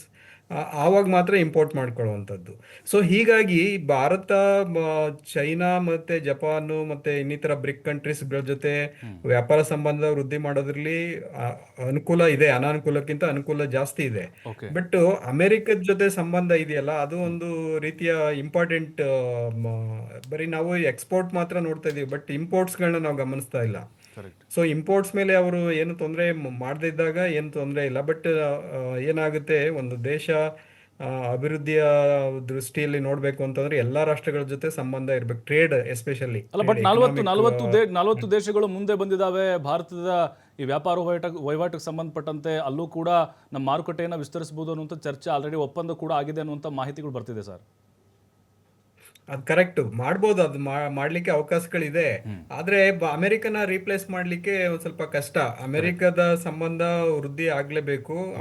Especially ಈ ಒಂದು ಇದೆಲ್ಲ ಏನಂತ ಹೇಳ್ತೀವಿ, ಒಂದು ಟೆಂಪ್ರರಿ ಟೈಮ್ ಇದೆಲ್ಲ, ಇದು ಮಾತುಕತೆ ಮೂಲಕ ಸರಿಪಡಿಸ್ಕೋಬಹುದು. ಬಟ್ ಮಾತುಕತೆ ಮಾಡಿಕೊಂಡು ಇದನ್ನ ಸರಿಪಡಿಸಿದ್ರೆ ಭಾರತಕ್ಕೆ ಮತ್ತೆ ಅಮೆರಿಕಕ್ಕೆ, ಎರಡು ರಾಷ್ಟ್ರಗಳಿಗೂ ಒಳ್ಳೇದಾಗುತ್ತೆ. ಇಲ್ಲ ಅಂತಂದ್ರೆ ಎರಡು ರಾಷ್ಟ್ರಗಳು ಸಫರ್ ಆಗ್ತದೆ. ಖಂಡಿತ. ಸೊ ಆ ದೃಷ್ಟಿಕೋನದಲ್ಲಿ ಅಮೆರಿಕ ಮುಂದೆ ಬರ್ತಾ ಇದೆ. ಬಟ್ ಇಲ್ಲಿ ಏನಾಗ್ತಾ ಇದೆ, ಇಂಡಿಯಾದ ಒಂದು ಸ್ಟ್ರಾಟಜಿ ಕೂಡ ಚೇಂಜ್ ಆಗ್ಬೇಕು. ಫಾರಿನ್ ರಿಲೇಷನ್ ಅಲ್ಲಿ ಒಂದು ಸ್ಟ್ರಾಟಜಿ ಚೇಂಜ್ ಆಗ್ಬೇಕು. ಏನಂತಂದ್ರೆ ಈಗ ಮೊದಲು ಅವ್ರು ಕಾರಣ ಕೊಡ್ತಿರೋದು ಏನು ಅಂತಂದ್ರೆ, ರಷ್ಯಾದಿಂದ ನಾವು ಕಡಿಮೆ ದರದಲ್ಲಿ ಆಯಿಲ್ ಅನ್ನ ಪರ್ಚೇಸ್ ಮಾಡಿ ಲಾಭ ಗಳಿಸ್ತಾ ಇದೀವಿ ಅನ್ನೋದು ಒಂದು. ಮತ್ತೆ ಅಥವಾ ರಷ್ಯಾದಕ್ಕೆ ಸಪೋರ್ಟ್ ಮಾಡಿ ಯುಕ್ರೇನ್ ಯುದ್ಧ ಮಾಡ್ಲಿಕ್ಕೆ ನಾವು ಸಹಾಯ ಮಾಡ್ತಿದೀವಿ ಅಂತ ಅವರು ಸ್ಟೇಟ್ಮೆಂಟ್ ಕೊಡ್ತಾ ಇರುವಂತದ್ದು. ಸೊ ಇದು ಬೇಸಿಕಲಿ ಒಂದು ಎಕನಾಮಿಕ್ ಥ್ರೆಟ್ ಅಂತಾನೆ ನಾವು ಹೇಳ್ಬೋದು. ಎಕನಾಮಿಕ್ ಥ್ರೆಟ್ ಅಂತಂದ್ರೆ ಟ್ರೇಡ್ ಅನ್ನ ಒಂದು ಸ್ಟ್ರಾಟಜಿಯಾಗಿ ಉಪಯೋಗಿಸ್ಕೊಂಡು ಭಾರತದ ಮೇಲೆ ಒಂದು ಇದನ್ನ ಹಿಡಿತವನ್ನು ಸಾಧಿಸ್ಲಿಕ್ಕೆ ಅಮೆರಿಕ ನೋಡ್ತಾ ಇರುವಂತದ್ದು. ಬಟ್ ಭಾರತ ಒಂದು ಇಂಡಿಪೆಂಡೆಂಟ್ ಕಂಟ್ರಿ ಆಗಿ, ಸಾವರನ್ ಕಂಟ್ರಿ ಆಗಿ ಈ ರೀತಿ ಥ್ರೆಟ್ಗಳು ಸರಿಯಾಗೋದಿಲ್ಲ. ಆದ್ರೆ ಒಂದು ಬ್ಯಾಲೆನ್ಸ್ಡ್ ರಿಲೇಶನ್ಶಿಪ್ ನ ಮೇಂಟೈನ್ ಮಾಡ್ಕೊಂಡು ಬಂದಿತ್ತು ಇಲ್ಲಿವರೆಗೂ ರಷ್ಯಾ ಮತ್ತೆ ಅಮೆರಿಕದ ಮಧ್ಯ. ಅಮೆರಿಕದ ಜೊತೆ ಉತ್ತಮ ಸಂಬಂಧಗಳು ಒಂದು ಬುಷ್ ಅವಾಗಿಂದನೂ, ಕ್ಲಿಂಟನ್ ಮತ್ತೆ ಬುಷ್ ಕಾಲದಿಂದನೂ ಇತ್ತೀಚಿನವರೆಗೂ ಚೆನ್ನಾಗಿತ್ತು. ಈಗ ಬಂದಿರುವಂತಹ ಟ್ರಂಪ್ ರವರ ಒಂದು ಆಡಳಿತ ಏನಾಗ್ತಾ ಇದೆ ಅಂತಂದ್ರೆ, ಅವರು ಬೇಸಿಕಲಿ ಬಿಸ್ನೆಸ್ ಮೆನ್ ಆಗಿರೋದ್ರಿಂದ ಈ ಒಂದು ಟ್ರೇಡ್ ಅನ್ನ ಒಂದು ಸ್ಟ್ರಾಟಜಿಯಾಗಿ ಉಪಯೋಗಿಸ್ಕೊಂಡು ಭಾರತದವನ್ನ ಸೋಲಿಸ್ಬೇಕು, ಅಥವಾ ಭಾರತವನ್ನ ನನ್ನ ಮಾತು ಕೇಳೋದು ಮಾಡ್ಕೋಬೇಕು ಅನ್ನೋದು ಅವರ ದೃಷ್ಟಿಕೋನ ಇದೆ. ಅದು ತಪ್ಪು. ಸರ್, ಬರ್ತೀನಿ ನಿಮ್ಮ ಹತ್ರ ಮತ್ತೆ ಬರ್ತೀನಿ. ಸರ್, ಈಗ ಉಕ್ರೇನ್ ಯುದ್ಧ ಇದೆ ಅಲ್ವಾ, ಅದು ಮೋದಿ ಯುದ್ಧ ಅಂತಾನೆ ಹೇಳ್ತಾ ಇದ್ದಾರೆ. ನೋಡಿ, ಹೇಳೋರ್ಗೆ ಏನಾದ್ರು ಹೇಳ್ಕೊಳ್ಳಿ, ಅಲ್ಲ, ಆಯ್ತಾ? ಅಮೆರಿಕದ ಏನಾದ್ರು ಕೆಲವೊಬ್ರು ಹೇಳ್ಕೊಳ್ಳಿ. ಹೇಳ್ತಾ ಇವಾಗ ಏನಾಗಿದೆ ಅಂತಂದರೆ, ನಾವು ಒಂದು ನೋಡಬೇಕಾದ ಯಾವ ಥರ ಅಂತಂದರೆ, ಇವಾಗ ಅಮೇರಿಕಾ ನಮ್ಗೆ ಹೇಳುತ್ತೆ, ನೀವು ರಷ್ಯಾಯಿಂದ ಇದನ್ನು ಆಯಿಲನ್ನು ಇಂಪೋರ್ಟ್ ಮಾಡ್ಕೋಬಾರ್ದು, ಅದು ಇದನ್ನು ನೀವು ಇಂಡೈರೆಕ್ಟಾಗಿ ರಷ್ಯಾಗೆ ಸಪೋರ್ಟ್ ಮಾಡ್ತಾ ಇದ್ದೀರಾ, ಅವರು ವಾರ್ ಇದು ಮಾಡ್ತಾರೆ ಅಂತ. ಬಟ್ ಅಮೇರಿಕಾಗೆ ತನ್ನ ಪ್ರೆಸಿಡೆಂಟ್ಗೆ ಗೊತ್ತಿಲ್ಲ ಅಮೇರಿಕಾ ಅವರು ರಷ್ಯಾಯಿಂದ ಎಷ್ಟು ಇಂಪೋರ್ಟ್ಸ್ ಮಾಡ್ಕೋತಾ ಇದೆ ಅಂತ. ಇದನ್ನು ಫಾರ್ಮಸ್ಯೂಟಿಕಲ್ ಆಗಿರ್ಬೋದು, ನ್ಯೂಕ್ಲಿಯರ್ ಎಕ್ವಿಪ್ಮೆಂಟ್ಸ್ ಆಗಿರ್ಬೋದು, ಪಾರ್ಟಿಕಲ್ಸ್ ಆಗಿರ್ಬೋದು, ಎಷ್ಟು ಇದನ್ನು ಇಂಪೋರ್ಟ್ ಮಾಡ್ಕೋತಾ ಇದ್ದಾರೆ ಅಮೇರಿಕಾ. ಅದು ಬಿಟ್ಬಿಟ್ರು ನಾವು ಇಂಡಿಯಾ ಮೇಲೆ ಬಂದೆ. India is a independent. ಭಾರತ ಇಂಡಿಪೆಂಡೆಂಟ್ ನೇಷನ್. ಅದು ತನ್ನ ಇದನ್ನು ಹಿತರಕ್ಷಣೆ ಕಾಪಾಡ್ಕೊಳ್ಳೋಕ್ಕೆ India is capable of taking any decision ಆದರೂ ತೊಗೋಬೋದು. ಅದು ಇವತ್ತಿನ ದಿವಸ ನಮ್ಮದು ಇದನ್ನು ನೋಡ್ತಿದ್ದೆ, ವಿದೇಶಾಂಗ ನೀತಿ ನೋಡ್ತು ಅಂತಂದರೆ, ಇವತ್ತಿನ ದಿವಸ ನಾವು ದೇಶದಲ್ಲಿ ಯಾವುದೇ ಆಗಲಿ ಅಮೇರಿಕಾನ ಇವತ್ತು ಒಂದು ದೇಶ ಯಾವುದಾದ್ರೂ ಎದೆ ತಟ್ಟಿ ನಿಲ್ಲಿಸಿ ನಾವು ಅದನ್ನು ಎದುರಿಸ್ತಾ ಇದೆ ಅಂತಂದರೆ ಭಾರತ ಬಿಟ್ಟರೆ ಬೇರೆ ಯಾವ ದೇಶನೂ ಅಮೇರಿಕಾನ ಎದುರಿಸ್ತಾ ಇಲ್ಲ ಇವತ್ತು. ಯಾಕೆಂತಂದರೆ ಇವತ್ತಿನ ದಿವಸ ಬಲಾಢ್ಯ ದೇಶಗಳಲ್ಲಿ ಭಾರತ ಒಂದಾಗಿದೆ. ಅದರ ಜೊತೆಗೆ ಭಾರತದ ಜೊತೆಗೇನೆ ಎಷ್ಟು ಬಲಾಢ್ಯ ಜಪಾನ್ ಬರ್ತಾ ಇದೆ, ಚೈನಾ ಬರ್ತಾ ಇದೆ, ರಷ್ಯಾ ಬರ್ತಾ ಇದೆ, ಇರಾನ್, ಎಲ್ಲರೂ ಬರ್ತಾ ಇದ್ದಾರೆ. ಒಂದು 5 ಸೆಕೆಂಡ್ ಬ್ರೇಕ್ನ ಸಮಯ ಇದೆ, ವಾಪಸ್ ಬಂದ್ಬಿಡ್ತೀನಿ. ಬ್ರೇಕ್ ಇರುತ್ತೆ. ಬ್ರೇಕ್ ಆದಮೇಲೆ ಸರ್ ನೀವು ಹೇಳ್ತಾ ಇದ್ರಿ ರಷ್ಯಾ, ಚೀನಾ ಅಂತ ಹೇಳ್ತಾ ಇದ್ದಾರೆ, ಬೇರೆ ಬೇರೆ ದೇಶಗಳಿದಾವೆ ಅಂತೇಳಿ. ಬಟ್ ನಂಬೋಕ್ಕಾಗೋದಿಲ್ಲ ಸರ್, ಯಾಕಂದರೆ ಅಮೇರಿಕಾದ ಮಾತನ್ನು ಕೇಳಿ ಹೆಂಗೆ ಬೇಕಾದರೂ ಅವರು ಪ್ಲೇಟನ್ನು ಚೇಂಜ್ ಮಾಡ್ಬೋದು. ಇವತ್ತಿರ್ತಾರೆ, ನಾಳೆ ಇರೋದಿಲ್ಲ. ಯಾವ ಆಧಾರದ ಮೇಲೆ ನೀವು ನಂಬಿಕೆ ಇಡ್ತಾ ಇದ್ರಿ ಚೀನಾ ಮೇಲೆ? ನೋಡಿ, ಇದೆಲ್ಲನೂ ಇಟ್ ಆಲ್ ಡಿಪೆಂಡ್ಸ್ ಆನ್ ನಿಮ್ಮ ಲೀಡರು, ನಿಮ್ಮ ಇದರದ್ದು ವಿದೇಶಾಂಗ ನೀತಿ ಯಾವ ಥರ ಇರುತ್ತೆ ಅನ್ನೋದ್ರ ಮೇಲೆ ಹೋಗುತ್ತೆ. ಹೂ ಇಸ್ ದಿ ಲೀಡರ್ ಅನ್ನೋದ್ರ ಮೇಲೆ ಹೋಗುತ್ತೆ. ಇವತ್ತಿನ ದಿವಸ ಟುಡೇಸ್ ಇದನ್ನು ಭಾರತದ ಪ್ರಧಾನಿ ನರೇಂದ್ರ ಮೋದಿ ಮೇಲೆ ಎಲ್ಲ ದೇಶದವರು ಇವತ್ತು ನರೇಂದ್ರ ಮೋದಿ ಹಿಂದ್ಗಡೆ ನಿಂತು ಯಾಕೆ ನಾನು ಮಾತಾಡ್ತಾ ಇದ್ದೀನಿ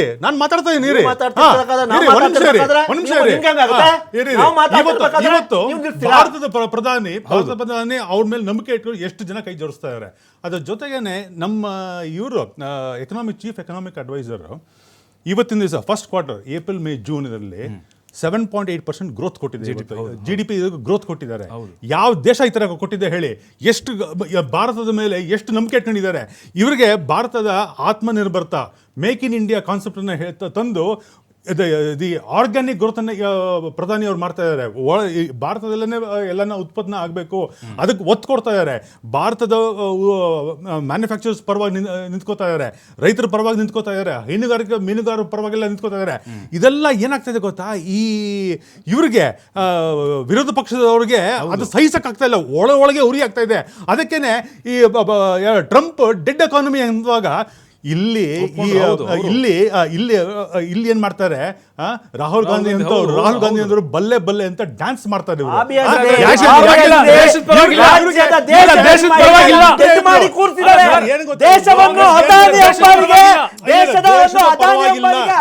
ದೇಶದ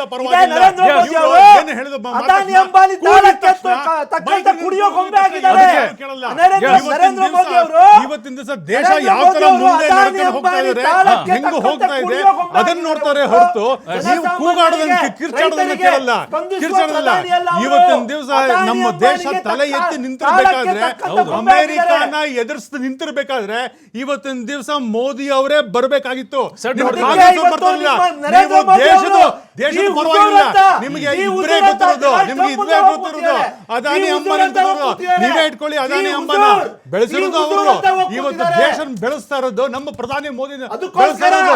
ಇವತ್ತಿನ ದಿವಸ ಯಾವ ತರ ಮೂರನೇ ನೀವಿದ್ವಾಗ ಫ್ರಜೈಲ್ 10 ಇತ್ತು, ನಾವಿದ್ವಾಗ ಇವತ್ತು ನಂಬರ್ 3 ಬರ್ತೀವಿ, ನಮ್ಮದು 3ನೇ ಸ್ಥಾನಕ್ಕೆ ಬರ್ತಾ ಇದೀವಿ. ನಿಮಗೆ ಬರಕ್ ಒಂದು ಯೋಗ್ಯತೆ ಇಲ್ಲ ನಿಮ್ಗೆ, ನೀವು ಬಂದು ಮಾತಾಡ್ತಾರೆ ಇವಾಗ. ಇಲ್ಲ ರೀ, ಏನ್ ಗೊತ್ತಾ ಪ್ರಭು, ಡಿಬೇಟ್ ಅಲ್ಲ.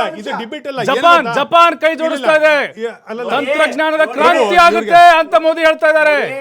ಇವ್ರಿಗೆ ಏನ್ ಗೊತ್ತಾ, ಇವ್ರ ವಾಯ್ಸ್ ಜಾಸ್ತಿ ಮಾಡ್ಕೊಳ್ಳಿ, ನನ್ ಬೇಕಾದ್ರೆ ಕಡಿಮೆ ಮಾಡಿ. ನಾವು ಹೇಳ್ತಾ ಇರೋದು ದಿನ ಬೆಳಗ್ಗೆ ಕೂಗೋದು, ಅಲ್ಲ ಯಾಕೆ ಬೆಂಬಲ ಕೊಡಲ್ಲ ಅವರು? ಯಾಕೆ ಬೆಂಬಲ ಕೊಡ್ತಾ ಇಲ್ಲ? ಬಿಜೆಪಿ ಅವರಿಗೆ ಇವ್ರು ಕಟು ಸತ್ಯ ಎಲ್ಲ ಯಾವತ್ತೂ ಮಾಡಿ ಕೇಳಿಸ್ಕೊಳ್ಳಕ್ಕೆ ತಮ್ಮ ಇಷ್ಟ ತಮ್ಮ ಇಲ್ಲ. ಮಾಡ್ಕೊಳ್ಳಿ ಬಿಡಿ. ಕಟು ಇವ್ರು ಸತ್ಯ ಕೇಳಕ್ಕೆ ಎಷ್ಟು ಇಷ್ಟ ಇಲ್ಲ. ಎಷ್ಟು ಕೂಗ್ತಾರೋ ಟ್ರಂಪ್ ಮಾಡಿರುವ ನಾವು ಅಷ್ಟೇ ಅನಾಹುತದಿಂದ, ಬಲಿಷ್ಠರಾಗ್ತಾ ಇದೀವಿ. ಟ್ರಂಪ್ ದೇಶ ಅನ್ನೋದು ಮಾಡಿರುವ ಬಲಿಷ್ಠ ಆಗ್ತಾ ಇದೆ. ಟೈಫಾಯ್ಡ್ ಕೋವಿಡ್ ಟೈಮ್ ಅಲ್ಲಿ ನಮ್ಮ ಇಂಡಿಯಾನೇ ದೇಶದ ತಳ್ಳಕ್ ನಾವು ಕೋವಿಡ್ ಕೋವಿಡ್ ಟೈಮ್ ಟೈಮಲ್ಲಿ ಅಲ್ಲಿ ನಾವು PM ಯಾವ ಕೇರ್ಸ್ ಯಾವ ಬಂದು ಯಾವ ಉತ್ತರ ತರ ಕೊಟ್ಟಿದ್ದಾರೆ. ನೋಡಿ, PM ಕೇರ್ ಅಲ್ಲಿ ಹೋದ್ರು, ಫಂಡ್ ಹೋದ್ರು. ಸರಿ ನಿಮ್ಮ ಬಿಡಿ. ಯೋಗ್ಯತೆಗೆ PM ನೀವು- ಕೇರ್ಸ್ಗೆ ಇದೆಲ್ಲ ಬೇಡ. ಯಾಕಂದ್ರೆ 2.2 ದಶಲಕ್ಷ ಕೋಟಿ ಇದಕ್ಕೆ ನಾವು ನೋಡಿ ಅದೇ ಹೇಳ್ತಾ ಇರೋದು, ಪ್ರತಿಪಕ್ಷಗಳ ಬೆಂಬಲ ಕೊಡ್ತಾ ಇಲ್ಲ, ಬೇರೆ ಹೆಸರು ಕೊಡ್ತಾರ ಅಂತ ಸರ್ ಈಗ ನಿಮ್ಗೆ? ಅಲ್ಲ, ಇವತ್ತಿನ ದಿವಸ ಪ್ರತಿಪಕ್ಷಕ್ಕಿಂತ ಬೇರೆ ರಾಷ್ಟ್ರಗಳು ನಮಗೂ ಜನರಿಗೆ ಕೊಡ್ತಾ ಇದೆ, ನಮ್ಮ ಜೊತೆ ಬಂದು ಮಾಡ್ತದೆ, ಆತ್ಮನಿರ್ಭರತಾ ಬರ್ತದೆ. ಇವತ್ತಿನ ದಿವಸ ಡಿಫೆನ್ಸ್ ಅಲ್ಲಿ ಆತ್ಮನಿರ್ಭರತಾ ಬಂದು ನಾವು ಬೇರೆ ದೇಶಕ್ಕೆ ಎಕ್ಸ್ಪೋರ್ಟ್ ಮಾಡೋ ಸ್ಥಿತಿ ಬರ್ತದೆ ಸರ್. ಕಾರನ್ನ ಎಕ್ಸ್ಪೋರ್ಟ್ ಮಾಡ್ತಾ ಇದೀವಿ. ಇವ್ರು ಗೊತ್ತಿಲ್ಲ ಯಾಕೆಂದ್ರೆ ಇವ್ರು ಏನ್ ಮಾಡ್ತಾರೆ ಗೊತ್ತಾ? ಇವರು ಡೆಲ್ಲಿ 10 ಜನಪತ್ ಒಳಗ ಮಾತ್ರ ಇದನ್ನ ನೋಡ್ತಾರೆ. ಸರ್. 10 ಜನಪತ್ತೆ ಅವ್ರಿಗೆ ಕಶ್ಯಪ್ ಸರ್. 10 ಜನಪತ್ತನೇ ಇವ್ರಿಗೆ ಅದ್ರ ಬಿಟ್ರೆ ಕಶ್ಯಪ್ ಸರ್, ಈಗ ನೋಡಿ, ಈಗ ಸರ್ ನೋಡಿ,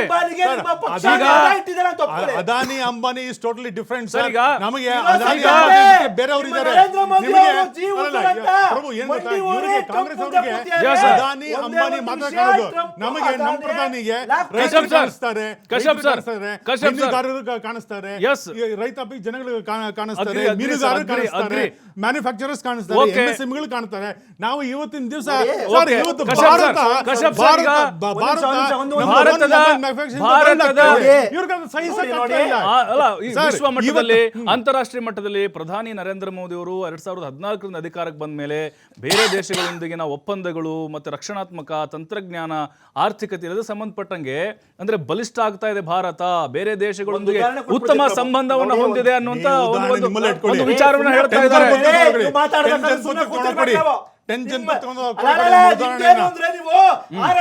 ಅದಾನಿ ಅಂಬಾನಿ ನಿಮ್ ಜೀವನ ಅಷ್ಟೇ. ನಮಗೆ ಇರೋದು ಸುಮಾರಿದೆ. ನಮಗೆ ಅದ್ರ ಜೊತೆಗೆ ನಮಗೆ ಬೇಕಾದ್ರೆ ಜಪಾನ್ ಬರ್ತಾರೆ, ಚೈನಾ ಬರ್ತಾರೆ, ರಷ್ಯಾ ಬರ್ತಾರೆ. ನೀವು ಬೇಕಾದ್ರೆ ಅದಾನಿ ಅಂಬಾನಿ ನೀವೇ ಇಟ್ಕೊಂಡ್ಬಿಡಿ. ಏನ್ ಪೂಜೆ ಮಾಡ್ತೀರೋ ಮಾಡ್ಕೊಳ್ಳಿ. ನೀವು ಏನ್ ಪೂಜೆ ಮಾಡ್ಕೊಂಡು ಅವ್ರ ಫೋಟೋನ ಇಟ್ಕೊಂಡ್ಬಿಡಿ. ವಿದೇಶಿಗಳ ಜೊತೆ ಒಡನಾಟ ಸರ್. ಇವರು ಮಾತಾಡಿದ್ರೆ ಮಾತಾಡ್ತಾನೆ ಇರ್ಲಿ, ನಾವು ಮಾತಾಡಲ್ಲ. ಇಲ್ಲ ಅವ್ರು ಮಾತಾಡ್ಲಿ, ನಾವು ಎಸ್ ಹೇಳಿ ಸರ್. 2014 ಮುಂಚೆ ನೇಪಾಳ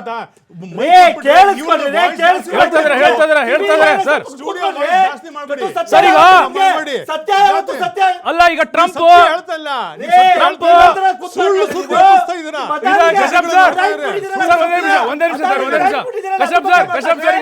ಈಗ ಟ್ರಂಪ್ ಪಾಕಿಸ್ತಾನಕ್ಕೆ ಜಾಸ್ತಿ ಇನ್ನೂ ಹತ್ರ ಆಗ್ತಿರೋದ್ರಿಂದಾಗಿ ಅದು ಭಾರತಕ್ಕೆ ಆತಂಕನ ಅಂತ ನೋಡಿ. ಒಂದ್ ನಿಮಿಷ ಪ್ರಭು ಹೇಳ್ಬಿಡ್ತೀನಿ. 2014 ಮುಂಚೆ 2014 ಮುಂಚೆ ನೇಪಾಳ, ಶ್ರೀಲಂಕಾ ಅಂತವರು ಸಬೂತ್ ದಿಕ್ಕಾವು ಅವ್ರು ಹೇಳ್ಬಿಡಿ ಸರ್, ಅವ್ರು ಹೇಳ್ಬಿಡಿ ಸರ್, ಅವ್ರು ಹೇಳ್ಬಿಡಿ.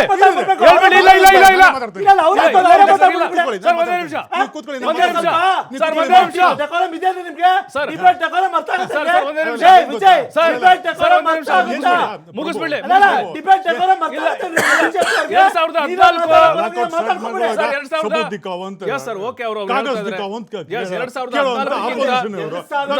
ಅಲ್ಲ, ಉತ್ತರ ಕೊಡಿ ಸರ್. ಅವ್ರು ಹೇಳ್ತಾರೆ ಇವ್ರಿಗೆ ಆಪೋಸಿಷನ್ ಅವ್ರಿಗೆ ಅವ್ರು ಪ್ರಶ್ನೆ ಮಾಡ್ತಾರೆ ಸರ್, ತಮ್ಮ ದೇಶದ ಮೇಲೆ ಕಾನ್ಫಿಡೆನ್ಸ್ ಇಲ್ಲ. 2014 ಮುಂಚೆ ಅವ್ರು ಹೇಳ್ತಾ ಇದ್ದಾರೆ ಸರ್, ಅವ್ರ ಅವಧಿಯಲ್ಲಿ ಹೇಳ್ತಾ ಇದ್ದಾರೆ. ನೋಡಿ, 2014 ಮುಂಚೆ ನೇಪಾಳ, ಶ್ರೀಲಂಕಾ ನಮ್ಮ ಮಿತ್ರ ರಾಷ್ಟ್ರಗಳಾಗಿ. ಹೌದು.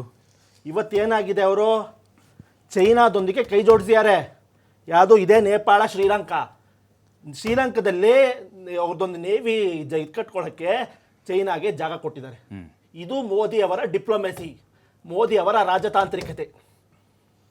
ಸೆಕೆಂಡು, ನರೇಂದ್ರ ಮೋದಿ ಬಂದ ಮೇಲೆ ಯಾವ ಮಟ್ಟದ ಡಿಪ್ಲೊಮೆಸಿ ಆಗಿದೆ ಅಂತ ಚೈನಾದಲ್ಲಿ ನಿಮಗೆ ಗೊತ್ತು. ಗ್ಯಾಲ್ವನ್ ಪ್ರದೇಶದಲ್ಲಿ 2000 ಸ್ಕ್ವೇರ್ ಕಿಲೋಮೀಟರ್ ಅತಿಕ್ರಮಣ ಮಾಡಿ, ಹೌದು, ಆಕ್ರಮಿಸಿಕೊಂಡಿದ್ದಾರೆ. ಇದುವರೆಗೂ ನರೇಂದ್ರ ಮೋದಿ ತುಟಿ ಬಿಚ್ಚಿಲ್ಲ. ಇವತ್ತ್ಯಾಕೆ ರಾತ್ರೋರಾತ್ರಿ ಚೈನಾ ಇದೇ ನಿಮ್ಮ ಲೋಕಸಭೆಯಲ್ಲಿ ಉತ್ತರ ಕೊಟ್ಟಿರೋದು ಕಂಡ್ರೆ, ಇದೇ ನಿಮ್ಮ ಮಂತ್ರಿಗಳು ಉತ್ತರ, ನಮ್ಮ ಸೈನಿಕರು ಹುತಾತ್ಮರಾದ್ರು ಸರ್. ಇದೇ ನರೇಂದ್ರ ಮೋದಿ ಸರ್ಕಾರ ಲೋಕಸಭೆಯಲ್ಲಿ ಉತ್ತರ ಕೊಟ್ಟಿದ್ದಾರೆ. ಹೌದು, 2000 ಕಿಲೋಮೀಟರ್ ಅತಿಕ್ರಮಣ ಆಗಿದೆ. ನಮ್ಮ ದೇಶದ ಸೈನಿಕರು ದೇಹ ತ್ಯಾಗ ಮಾಡಿದ್ದಾರೆ. ಅದ್ರ ಬಗ್ಗೆ ಇಷ್ಟ ಇಲ್ಲ ಅವ್ರಿಗೆ. ಏನಿದ್ರು ಇವ್ರಿಗೆ ಅದಾನಿ ಹೆಂಗಾರ ಮಾಡಿ ಇದೇ ಟ್ರಂಪ್ ಇದು ಏಷ್ಯಾದ ಮಿತ್ರ ರಾಷ್ಟ್ರಕ್ಕೆ ಮುಗಿಸ್ಬಿಡಿ ಸರ್. ಇವ್ರಿಗೆ- ಹಾ. ಅಲ್ಲಲ್ಲ, ಅಲ್ಲಲ್ಲ, ಇವ್ರು- ಹೇಳಿ ಹೇಳ್ತಾ ಇದ್ದಾರೆ ಅಲ್ಲ ಏನೋ ಹೇಳ್ತಾ ಇದ್ದಾರೆ ಇಲ್ಲ ಏನೋ ಹೇಳ್ತಾ ಇದ್ದಾರೆ ಇವ್ರು ಮಾತಾಡ್ಲಿಲ್ಲ, ನಾ ಇಲ್ಲ ಏನೋ ಹೇಳ್ತಾ ಇದ್ದಾರೆ ಸರ್ ಏನೋ ಹೇಳ್ತಾ ಇದ್ದಾರೆ disturb ಮಾಡ್ತಾರೆ ಅಂತ ಅವರೇ ಮಾತಾಡ್ಕೊಂಡು ನಾವು ಬರೋ ಏನೋ ಹೇಳ್ತಾ ಇದ್ದಾರೆ. ಅವಶ್ಯಕತೆ ಇಲ್ಲ. ಮುಗಿಸ್ಬಿಡಿ ಸರ್. ನೋಡಿ ಪ್ರಭು ಅವರೇ, Yes. ಇವತ್ತು ಏಷ್ಯಾ ಕಂಟ್ರಿಗಳಿಗೆ ಇವ್ರನ್ನ ಏಷ್ಯಾ ಭಾರತಕ್ಕೆ ಕಂಟ್ರಿಗಳಿಗೆ ಟ್ರಂಪ್ ಅವರು ಅಮೆರಿಕನ ಎದುರಿಸುವಂತ ತಾಕತ್ತಿದೆಯಾ ಅಂತ ಕೇಳ್ತಾ ಇದ್ದಾರೆ ಇವತ್ತು. 20% ಟ್ಯಾರಿಫ್ ಹಾಕಿದ್ದಾರೆ. ತಾಕತ್ತು ಇರೋದಕ್ಕೇನೆ, ತಾಕತ್ತು ಇರೋದಕ್ಕೇನೆ ಇಂಡಿಯಾ ಇವತ್ತು ಏಷ್ಯಾ independent ಕಂಟ್ರಿಗಳಿಗೆ. nation ಆಗಿ, ಆದರೆ ನಮ್ಮ independent ಭಾರತಕ್ಕೆ ರಾಷ್ಟ್ರವಾಗಿ ವಿಧಿಸಿರುವ ಅಮೆರಿಕನ ಎದುರಿಸ್ತಾ ಇದೆ ಇವತ್ತು. 25%. ಕರೆಕ್ಟು. ಪಾಕಿಸ್ತಾನಕ್ಕೆ 19 ಹಾಕಿದ್ದಾರೆ, ಬಾಂಗ್ಲಾಗೆ 20 ಹಾಕಿದ್ದಾರೆ, ನಮಗೆ 50 ಹಾಕಿದ್ದಾರೆ. ಅಂದ್ರೆ ಪಾಕಿಸ್ತಾನಕ್ಕಿಂತ ನಾವು ಕಡೆ ಆದಿವಿ ಅನ್ನೋದು ಪ್ರಶ್ನೆ ಈಗ. ಅದೊಂದು ಇನ್ನೊಂದು, ಭಿಕ್ಷಕ ರಾಷ್ಟ್ರಕ್ಕೆ 19%, ಅದಕ್ಕಿಂತ ಪ್ರಭು, ಕಡೆ ಇನ್ನೊಂದು, ಮಾಡಿದ್ದಾರೆ. correct. ಇದು ಅವರ ರಾಜತಾಂತ್ರಿಕತೆ. ನರೇಂದ್ರ ಮೋದಿ ಅವರ ಹೌದು ರಾಜತಾಂತ್ರಿಕತೆ ಸರ್, ರಾಜತಾಂತ್ರಿಕವಾಗಿ ಹಿನ್ನಡೆ ಆಗಿದೆ ಸರ್. ನೋಡಿ, ನರೇಂದ್ರ ಯಾಕೆ ಮೋದಿ ಒಪ್ಕೊಳ್ಳಲ್ಲ? ಪ್ರಭು ಅವರೇ, ನರೇಂದ್ರ Yes. ಮೋದಿ ಅವರಿಗೆ ಅದಾನಿಗೆ ಹೆದರ್ಕೊಂಡು ಮಂಡಿ ಊರಿ ಅವ್ರನ್ನ ಹೆಂಗಾರ ಮಾಡಿ ಹತ್ತು ನಿಮಿಷ ಸೇವ್ ಮಾಡ್ಬೇಕು. Yes, sir, ಅದಾನಿ, ನಮ್ಮ ಅಂಬಾನಿ ದೇಶದ ಮೇಲೆ ಬಿಟ್ರೆ 50 ಅಲ್ಲ, ಕಾಂಗ್ರೆಸ್ ಅವ್ರಿಗೆ, 70% Yes. ಸುಂಕ ಕಾಂಗ್ರೆಸ್ ಹಾಕ್ರಿ. ಅವ್ರಿಗೆ ಬರ್ತೀನಿ ಸರ್, ಬರ್ತೀನಿ ಈಗ, ಬರ್ತೀನಿ. ಆದ್ರೆ ನನ್ನ ಬೇರೆ ಸ್ನೇಹಿತರೆ ಏನು ಮಾತಾಡ್ತಾ ಇಲ್ಲ. Yes. ನಾನು ನೋಡ್ಕೊಂಡ್ರೆ BJP ಅಲ್ಲ, ಅವರು ಅಲ್ಲಿ ಹೋಗ್ತಾರೆ ಸರ್, data ಬರ್ತೀನಿ, ಬರ್ತಾ ಇದೆ, ಬರ್ತೀನಿ ನಿಮ್ಮ statistics ಹತ್ರ. ಬರ್ತಾ ಇದೆ. ಬರ್ತೀನಿ ಸರ್, ಬರ್ತೀನಿ.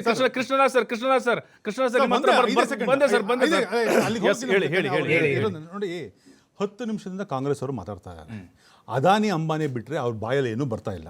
ಇನ್ನೊಂದು ಒಂದು ವಿಷಯ ಹೇಳ್ಬಿಡ್ತೇನೆ, 10 ಸೆಕೆಂಡ್ಸ್ ತೊಗೊಂಡ್ಬಿಡ್ತೇನೆ. ನೋಡಿ, 2014 ಮುಂಚೆ ಓಕೆ ಏನು ಹೇಳ್ತಾ ಇದ್ರು, ಭಾರತಕ್ಕೆ ವರ್ಲ್ಡ್ ಸ್ಟೇಜಲ್ಲಿ should we give chair to India, ಭಾರತಕ್ಕೆ ಕುರ್ಚಿ ಕೊಡಬೇಕೋ ಇಲ್ವೋ ಅನ್ನೋದು ಯೋಚನೆ ಮಾಡ್ತಾ ಇದ್ರು ವರ್ಲ್ಡ್ ಫೋರಮಲ್ಲಿ. ಅದಕ್ಕೆ ಇವತ್ತು ಇರಿ, ಒಂದ್ ನಿಮಿಷ ನರೇಂದ್ರ ಇರಿ. ಮೋದಿನ ಹಿಂದೆ ಇವತ್ತು- ನಿಲ್ಲಿಸ್ತಾ ಇರೋದು. ಇವತ್ತು 2014 ಆದ್ಮೇಲೆ ನಮ್ಮ ಭಾರತದ ಪ್ರಧಾನಮಂತ್ರಿ ಮೋದಿ ಬಂದಾದ್ಮೇಲೆ ಮನಮೋಹನ್ ಸಿಂಗ್ ನ ಮುಂದೆ ವರ್ಲ್ಡ್ ಕೂರಿಸ್ತಾ ಇದ್ರು. ಫೋರಮಲ್ಲಿ ಇವತ್ತು ಭಾರತ ನರೇಂದ್ರ ಇವತ್ತು ಮೋದಿನ ಮೇಜ್ ಹಿಂದೆ ಆಗಿದೆ. ತಳ್ಳಿಬಿಟ್ಟಿದ್ದಾರೆ. ಭಾರತ ಇದು ನಿಮ್ಮ ಸರ್, diplomacy. ಇಂಡಿಯಾ ಅಲ್ಲ, ಮೋದಿ ಇದು ಅವರು ನಿಮ್ಮ ನಿಲ್ಲಿಸಿದ್ದಾರೆ. ಅಲ್ಲ, ಮೋದಿ ರಾಜಕಾರಣಕ್ಕೆ ಅವರು ಸಂಪರ್ಕ ಮೋದಿ ಅವರು ಸೆಕೆಂಡ್ ಲೈನ್ ನಿಲ್ಲಿಸಿದ್ದಾರೆ ಸರ್. ಇಂಡಿಯಾ ಇಲ್ಲ, ಸೆಕೆಂಡ್ ಲೈನ್ who ನಿಲ್ಲಿಸಿದ್ದಾರೆ. should ನಮ್ಮ sit around the ಭಾರತದ table? ಪ್ರಧಾನಿ ಇವತ್ತು ಮನಮೋಹನ್ ಅದು ಸಿಂಗ್ ಒಂದು diplomacy ಮೊದಲನೇ ಇದು. ಸಾಲಿನಲ್ಲಿ Yes, sir. ಬರಾಕ್ ಒಬಾಮಾ ಅದು ನಮ್ಮ ಕೂರಿಸಿದ್ರು. diplomacy. ಇವತ್ತು ನರೇಂದ್ರ ಮೋದಿ ಬರ್ತೀನಿ. ಬಂದ್ರೆ ಎರಡನೇ Yes. ಸಾಲಿಗೆ ಇವ್ರ ಹಾಕಿದ್ದಾರೆ. ಇದು ಅವರ ಕಾಲದಲ್ಲಿ ಕುರ್ಚಿ ಕೊಡ್ತಾರಲ್ಲ ಅವ್ರಿಗೆ. Yes. ನರೇಂದ್ರ ಇವ್ರಿಗೆ ಮೋದಿ ಕುರ್ಚಿ ಕೊಡ್ತಾರಲ್ಲ. ರಾಜಕಾರಣಕ್ಕೆ ಬರ್ತೀನಿ. ವರ್ಲ್ಡ್ ಸ್ಟೇಜ್ ಅಲ್ಲಿ ಹೌದು. ಭಾರತ ಇವತ್ತು ಟೇಬಲ್ ಆಗಿದೆ. ಆ ಟೇಬಲ್ ಅಲ್ಲಿ ಟೇಬಲ್ ಐದು ಪಕ್ಕದಲ್ಲಿ ಕೂರ್ಸಿದ್ದಾರೆ. ಯಾರ್ಯಾರು ಕೂತ್ಕೋಬೇಕು ಅಂತ ಕೂರ್ಸಿದ್ದಾರೆ. ನಮ್ಮ ಭಾರತ ನರೇಂದ್ರ ಮೋದಿನ last ನಿಮ್ bench ತರ ಮಾಡಿ ನಿಮ್ ತರ ಕೂರ್ಸಿದ್ದಾರೆ. ಕುರ್ಚಿನೇ ಇಲ್ಲ ನಿಮ್ಗೆ. ನಿಮ್ಮ ತರ Yes. ಕುರ್ಚಿನೇ ಇಲ್ಲ ನಿಮ್ಗೆ. ಬರ್ತೀನಿ ಸರ್. ನೋಡಿ ಪ್ರಭು ಅವರು ಒಳ್ಳೆ ಮಾತೆತ್ತಿದ್ರು. ನರೇಂದ್ರ ಮೋದಿನ ಇವತ್ತು ಲಾಸ್ಟ್ ಬೆಂಚ್ ಹುಡ್ಕ ಮಾಡಿದ್ದಾರೆ. ಕಾಂಗ್ರೆಸ್ ಸರ್ಕಾರ ಮನಮೋಹನ್ ಸಿಂಗ್ ಇದ್ದಾಗ ಫಸ್ಟ್ ಬೆಂಚ್ ಅಲ್ಲಿ ಭಾರತ ಹೋಗಿ ಕೂತಿ ಎದೆ ತಟ್ಟಿ ಮಾತಾಡ್ತಿತ್ತು. ಅದು ಭಾರತ. ಅದಾನಿ ಅಂಬಾನಿ ಇದೆಲ್ಲ ಅದು ಭಾರತ. ಇವಾಗ ನರೇಂದ್ರ ಮೋದಿ ಅಧಿಕಾರಕ್ಕೆ ಬಂದ್ಮೇಲೆ last bench ಅಲ್ಲಿ ಕೂತಿದ್ದಾರೆ. ಇದು ಭಾರತ. ಎಸ್ ಬರ್ತೀನಿ ಜಪ ಇದು ಮಾಡ್ಕೊಳ್ಳಿ. ಸತ್ಯ, ಇದೇ ಸತ್ಯ. ಎಸ್ ಬರ್ತೀನಿ ಸರ್. ಸರ್ ಒಂದೇ ನಿಮಿಷ ಸರ್, ಒಂದೇ ನಿಮಿಷ. ಇನ್ನೂ ಇದೆ. ಇಲ್ಲ ಸರ್, ಇನ್ನೂ ಇದೆ ಹೌದು, ಸರ್, ಒಂದೇ ನಿಮಿಷ. ನಿಮ್ಮ ಎಸ್ ದೇಹ ಒಂದೇ ಕಶ್ಯಪ್ ಸರ್, ಒಂದೇ ನಿಮಿಷ ಸರ್. ಬಿಜೆಪಿ ಅವರು RSS ಅವರು ನಿಮ್ಮ ದೇಹವನ್ನು ಸರ್ ಬರ್ತೀನಿ ಕಶ್ಯಪ್ ಸರ್, ಒಂದ್ ನಿಮಿಷ. ಅಲ್ಲಿ ತಗೋಬೇಕು. ಅದಾನಿ ಮುಖ್ಯ. Nation first. ಅದಾನಿ ಮುಖ್ಯ. ನಾಟ್ ದೇಶ ನೇಷನ್ ಮುಖ್ಯ. First. Adani first. Adani first. Sir ಈಗ ಬರ್ತೀನಿ ವಿಜಯ್ ಸರ್ ಬರ್ತೀನಿ. ಒಂದೇ ನಿಮಿಷ ಟೈಮ್ ಕೊಡಿ. ಒಂದೇ ನಿಮಿಷ ಸರ್, ಅವ್ರಿಗೆ ಟೈಮ್ ಕೊಡಿ ಸರ್. ಒಂದೇ ನಿಮಿಷ ಸರ್, ಬರ್ತೀನಿ. ಕಶ್ಯಪ್ ಸರ್ ಬರ್ತೀನಿ. ಒಂದೇ ನಿಮಿಷ ಸರ್, ಒಂದ್ ನಿಮಿಷ ವಿಜಯ್ ಸರ್, ಒಂದ್ ನಿಮಿಷ ಬರ್ತೀನಿ ಸರ್. ಬರ್ತೀನಿ ಖಂಡಿತವಲ್ಲ ಬರ್ತೀನಿ. ಈಗ ಕೃಷ್ಣರಾಜ್ ಸರ್, US ಡಾಲರನ್ನು ನಾವು ಅತಿಯಾಗಿ ಅವಲಂಬನೆ ಆಗಿದ್ದೀವಿ ಸರ್. ಹಾಗಾಗಿ ಈಗ ರೂಪಾಯಿ ಆಗಿರ್ಬೋದು ಅಥವಾ ಅದಕ್ಕೆ ಅಲ್ಟರ್ನೇಟ್ ಕರೆನ್ಸಿ ಆಗಿರ್ಬೋದು, ಅದನ್ನು ಹೆಚ್ಚು ಮಾಡಬೇಕು ಅಂತ ಅಂದರೆ ಬಳಕೆ ಮಾಡುವಂಥದ್ದು ಅಂತಾರಾಷ್ಟ್ರೀಯ ಮಟ್ಟದಲ್ಲಿ ಭಾರತ. ಈಗ ಕೆಲವೊಂದು ಹಿಂದೆ ಪ್ರಯತ್ನಗಳಾಗಿತ್ತು. ಈಗ US ಡಾಲರ್ ವಿರುದ್ಧ ಯೂರೋ ಡಾಲರ್ ಮಾಡಬೇಕು ಅಂತ ಹೊರಟ್ರು. ಓಕೆ, ಅದು ಪ್ರಯತ್ನ ಆಯ್ತು. ಆದ್ರೂ ಅದು ಸಕ್ಸಸ್ ಆಗ್ಲಿಲ್ಲ. ಅದೇ ರೀತಿ ಈಗ ಬ್ರಿಕ್ ಕಂಟ್ರೀಸ್ಗಳೆಲ್ಲ ಸೇರ್ಕೊಂಡು ಒಂದು ಕರೆನ್ಸಿ ಮಾಡ್ಬೇಕು ಅಂತ ಹೋದ್ರು ಕೂಡ ಅದು ಏನಾಗುತ್ತೆ ಅಂತಂದ್ರೆ ಅದ್ರ ಸಕ್ಸಸ್ ಡಿಪೆಂಡ್ ಆಗೋದು ಅದ್ರಿಗೆ ವರ್ಲ್ಡ್ ಟ್ರೇಡ್ ಅಲ್ಲಿ ಓಕೆ, ಯಾರಿಗೂ ಹೆಚ್ಚು ಪ್ರಬಲ ಹೊಂದಿದ್ದಾರೆ ಅನ್ನೋದನ್ನ ನಾವು ನೋಡ್ಬೇಕಾಗುತ್ತೆ. ಈಗ ವರ್ಲ್ಡ್ ಟ್ರೇಡ್ ಅಲ್ಲಿ ಪ್ರಬಲವಾಗಿರುವಂತದ್ದು ರಾಷ್ಟ್ರಗಳು ಅಂತಂದ್ರೆ ಯುರೋಪಿಯನ್ ಕಂಟ್ರೀಸು ಮತ್ತೆ ಅಮೆರಿಕ. ಹೌದು, ಅಮೆರಿಕದ ಇನ್ಫ್ಲೂಯೆನ್ಸು ಇನ್ನೂ ಪ್ರಪಂಚದ ಮೇಲೆ ಇದೆ. ಆದ್ರೆ ಈ ಒಂದು ಚೈನಾ, ನೀವ್ ಹೇಳ್ದಂಗೆ ನೀವೆಲ್ಲ ಡಿಸ್ಕಸ್ ಮಾಡ್ತಾ ಇದ್ದಂಗೆ ಚೈನಾ ಮತ್ತೆ ಬೇರೆ ರಾಷ್ಟ್ರಗಳ ಜೊತೆ ನಾವು ಸಂಬಂಧ ಇಟ್ಕೊಳ್ಳೋದು ಎಷ್ಟು ಅದು ಕನ್ಸಿಸ್ಟೆನ್ಸಿ ಇರೋದಿಲ್ಲ ಒಂದು, ಮತ್ತೆ ಅದ್ ನಂಬಲಿಕ್ಕೆ ಅಷ್ಟು ಒಳ್ಳೆ ಕಂಟ್ರಿ ಅಲ್ಲ ಅಂತ ಎಲ್ರಿಗೂ ಗೊತ್ತಿರೋದ್ರಿಂದ ಹೌದು. ಹಿಂದೆ ಎಲ್ಲ ಸಾಕಷ್ಟು ನಮಗೆ ಪಂಚಶೀಲ ತತ್ವಗಳಲ್ಲಿ ನಾವು ಪ್ರಚಾರ ಮಾಡಿದ್ವಿ, ಬಟ್ ಅದ್ರ ವಿರುದ್ಧ ಕೆಲಸ ಮಾಡ್ತು, ಯುದ್ಧಗಳಾಯ್ತು. ಹಾಗಾಗಿ ಚೈನಾದ ಜೊತೆ ವ್ಯಾಪಾರ ಸಂಬಂಧ ಇಟ್ಕೊಳ್ಳೋದು, ಅದರಲ್ಲೂ ಚೈನಾ ಪ್ರಾಡಕ್ಟ್ಸ್ ನಾವು ಕೊಂಡ್ಕೊಳ್ಳೋದಾಗ ಅದು ಡಿಪೆಂಡೆನ್ಸ್ ಇದಾಗುತ್ತೆ ಜಾಸ್ತಿ. ಕೃಷ್ಣರಾಜು ಯಾಕಂದ್ರೆ ಸರ್, ನಾವು ಮತ್ತೆ ನಿಮ್ಮ ಹತ್ರ ಬರ್ತೀನಿ. ಒಂದು ಬ್ರೇಕ್ ನಾವು ಸಮಯ ಅವರ ಆಗಿದೆ ನನಗೆ. ಕೃಷ್ಣರಾಜು ಸರ್, ಹೇಳ್ತಾ ಇದ್ರಿ ನೀವು US ಡಾಲರ್ದು ಬಳಕೆ ಹೇಗೆ ಪರ್ಯಾಯವಾಗಿ ಅಂತ ಹೇಳಿ. ಅದರ ಜೊತೆಗೆ ಮತ್ತೊಂದು ಆ್ಯಡ್ ಮಾಡ್ತಾ ಇದ್ದೀನಿ. ಈಗ IMF ಆಗಿರ್ಬೋದು, ವಿಶ್ವ ಬ್ಯಾಂಕ್ ಆಗಿರ್ಬೋದು, ಅದರಿಂದ ಸಾಲ ಸೌಲಭ್ಯಗಳಿಗೆ ಸಂಬಂಧಪಟ್ಟಂತೆ ಭಾರತ ಎಷ್ಟು ನಾವು ಅವಲಂಬನೆ ಆಗಿದ್ದೀವಿ, ಮತ್ತೆ ಅದರಿಂದ ನಮಗೆ ಪರಿಣಾಮ ಆಗುತ್ತಾ ಅಂಥೇಳಿ. ಈಗ ಅಮೆರಿಕ ಏನಾದರೂ ಮಧ್ಯಪ್ರವೇಶ ಮಾಡಿದ್ದೇ ಆದರೆ ಭಾರತದ ಒಂದು ಮೇಲಿನ ಒಂದು ಕೋಪಕ್ಕೆ ಆ ವಿಚಾರದಲ್ಲಿ. ಅದನ್ನೇ ಹೇಳ್ತಾ ಇದ್ದೆ, ಈ ಮಲ್ಟಿಲ್ಯಾಟರಲ್ ಆರ್ಗನೈಸೇಷನ್ ಮೇಲೆ ಜಾಸ್ತಿ ಕಂಟ್ರೋಲ್ ಇಟ್ಕೊಂಡಿರೋದೇ ಅಮೆರಿಕ. ಕರೆಕ್ಟ್. ಅಮೆರಿಕ ಮತ್ತೆ ಅದು ಇಂಗ್ಲೆಂಡ್ ಆಗಿರ್ಬೋದು, ಮತ್ತೆ ಫ್ರಾನ್ಸ್ ಆಗಿರ್ಬೋದು. ಸೊ ಈ ಕಂಟ್ರೀಸ್ಗಳ ಒಂದು ಇನ್ಫ್ಲೂಯೆನ್ಸ್ ಏನಿದೆ ಇಂಟರ್ನ್ಯಾಷನಲ್ ಡಿಸಿಷನ್ ಮೇಕಿಂಗ್ ಅಲ್ಲಿ ಬಹಳ ಇಂಪಾರ್ಟೆಂಟ್ ಆಗುತ್ತೆ.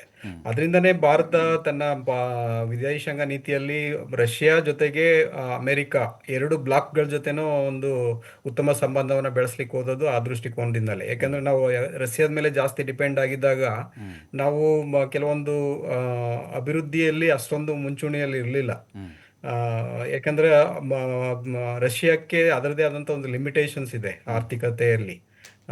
ಅದರಿಂದ America being A number 1 world economy, ಹೌದು. ಅದರ ಜೊತೆ ವ್ಯಾಪಾರ ಸಂಬಂಧ ಇಟ್ಕೊಂಡಾಗ ಅದು ಜಾಸ್ತಿ ವಸ್ತುಗಳು ಮತ್ತೆ ಟೆಕ್ನಾಲಜಿ ಮತ್ತೆ mobility of human resources, yes. Foreign direct investment, ಈ ರೀತಿಯಾಗಿ ಒಂದು ಡೈವರ್ಸಿಫಿಕೇಶನ್ ಆಗುತ್ತೆ ಎಕನಾಮಿಕ್ ಆಕ್ಟಿವಿಟೀಸ್ ನಲ್ಲಿ. ಓಕೆ. ಅದರಿಂದ ಅಮೆರಿಕದ ಇನ್ಫ್ಲೂಯೆನ್ಸ್ ಏನು ಈವನ್ ಲೋನ್ ನಲ್ಲಿ ವರ್ಲ್ಡ್ ಬ್ಯಾಂಕ್ ಲೋನ್ ಆಗಿರ್ಬೋದು, IMF ಲೋನ್ ಆಗಿರ್ಬೋದು, ಮತ್ತೆ ಇನ್ನಿತರ ಅಂತಾರಾಷ್ಟ್ರೀಯ ಮಟ್ಟದಲ್ಲಿ ವ್ಯಾಪಾರ ಒಪ್ಪಂದಗಳಾಗಬೇಕಾದ್ರೆ ಅಮೆರಿಕದ ಇನ್ಫ್ಲೂಯೆನ್ಸ್ ಬಹಳ ಇಂಪಾರ್ಟೆಂಟ್ ಆಗುತ್ತೆ. ಕರೆಕ್ಟ್. ಸೊ ಹಾಗಾಗಿ ಈ ಒಂದು ಫಿಯಾಸ್ಕೋ ಏನಿದೆ, ಟ್ರೇಡ್ ಫಿಯಾಸ್ಕೋನ ಹೋಗ್ಲಾಡಿಸ್ಬೋದು. ಇಲ್ಲಿ ಏನಾಗಿದೆ, ಮಾತುಕತೆ ಶುರು ಮಾಡಿದಾಗ ಅದು ಏನ್ ಪ್ರಾಬ್ಲಮ್ ಇದೆ ಅದನ್ನ ಸಾಲ್ವ್ ಮಾಡ್ಕೋಬಹುದು. ಮತ್ತೆ ರಷ್ಯಾ, ಅಮೆರಿಕ, ಇಂಡಿಯಾ ಜೊತೆಲಿ ನಮ್ಮ ಮಾತಾಡುವಂತ ಅವಕಾಶಗಳು ಇದೆ.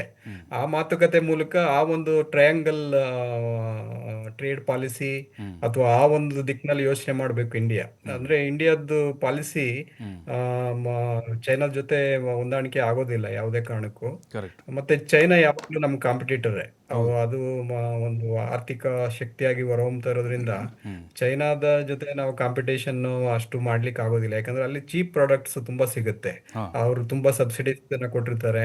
ಅಲ್ಲಿ ಲೇಬರ್ಗೆಲ್ಲ ತುಂಬಾ ಚೀಪ್ ಲೇಬರ್ ಇರ್ತದೆ. ಟೆಕ್ನಾಲಜಿ ಎಲ್ಲ ಅವರೇ ಇನ್ವೆಂಟ್ ಮಾಡ್ತಾ ಇರೋದ್ರಿಂದ ಅವ್ರ ಜೊತೆ ಕಾಂಪೀಟ್ ಮಾಡೋದ್ರ ಜೊತೆ ನಾವು ಬೇರೆ ರಾಷ್ಟ್ರಗಳನ್ನ ವ್ಯಾಪಾರ ಸಂಬಂಧದಲ್ಲಿ ಉತ್ತಮಗೊಳಿಸೋದು, ಅವುಗಳ ಜೊತೆ ವ್ಯಾಪಾರ ಮಾಡುವಂಥದ್ದು ಒಳ್ಳೆಯದು. ಬಟ್ ಬ್ರಿಕ್ಸ್ ಅಲ್ಲಿ ಏನಂತಂದ್ರೆ ಮುಖ್ಯವಾಗಿ ಒಂದು ಒಂದು ರೀಜನಲ್ ಟ್ರೇಡ್ ಹೆಲ್ಪ್ ಆಗುತ್ತೆ. ಈ ಕೆಲವೊಂದು ವಸ್ತುಗಳಿಗೆ ಹೆಲ್ಪ್ ಆಗುತ್ತೆ.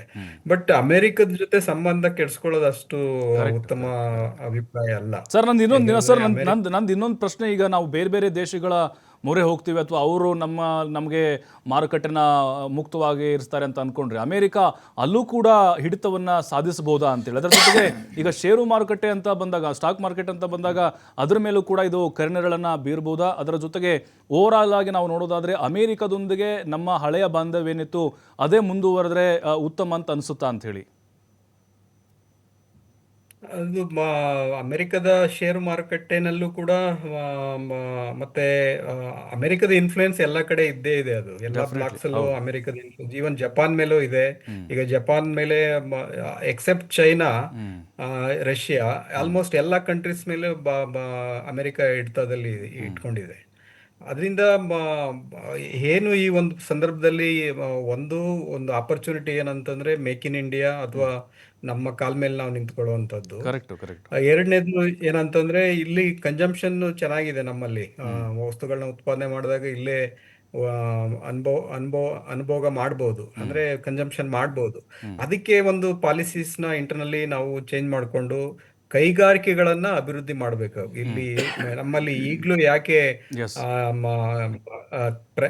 ಡಿಫಿಸಿಟ್ ಇದೆ, ಟ್ರೇಡ್ ಡಿಫಿಸಿಟ್ ಇದೆ ಅಂತಂದ್ರೆ, ಬ್ಯಾಲೆನ್ಸ್ ಆಫ್ ಪೇಮೆಂಟ್ ಅಲ್ಲಿ ಡಿಫಿಸಿಟ್ ಯಾಕಿದೆ ಅಂತಂದ್ರೆ, ಬೇರೆ ರಾಷ್ಟ್ರ ಕಂಪೇರ್ ಮಾಡಿದ್ರೆ ನಮ್ಮ ಎಕ್ಸ್ಪೋರ್ಟ್ಸ್ ಕಡಿಮೆ ಇದೆ, ಇಂಪೋರ್ಟ್ಸ್ ಜಾಸ್ತಿ ಇದೆ. ಈವನ್ ಆಯಿಲ್ ಕೂಡ.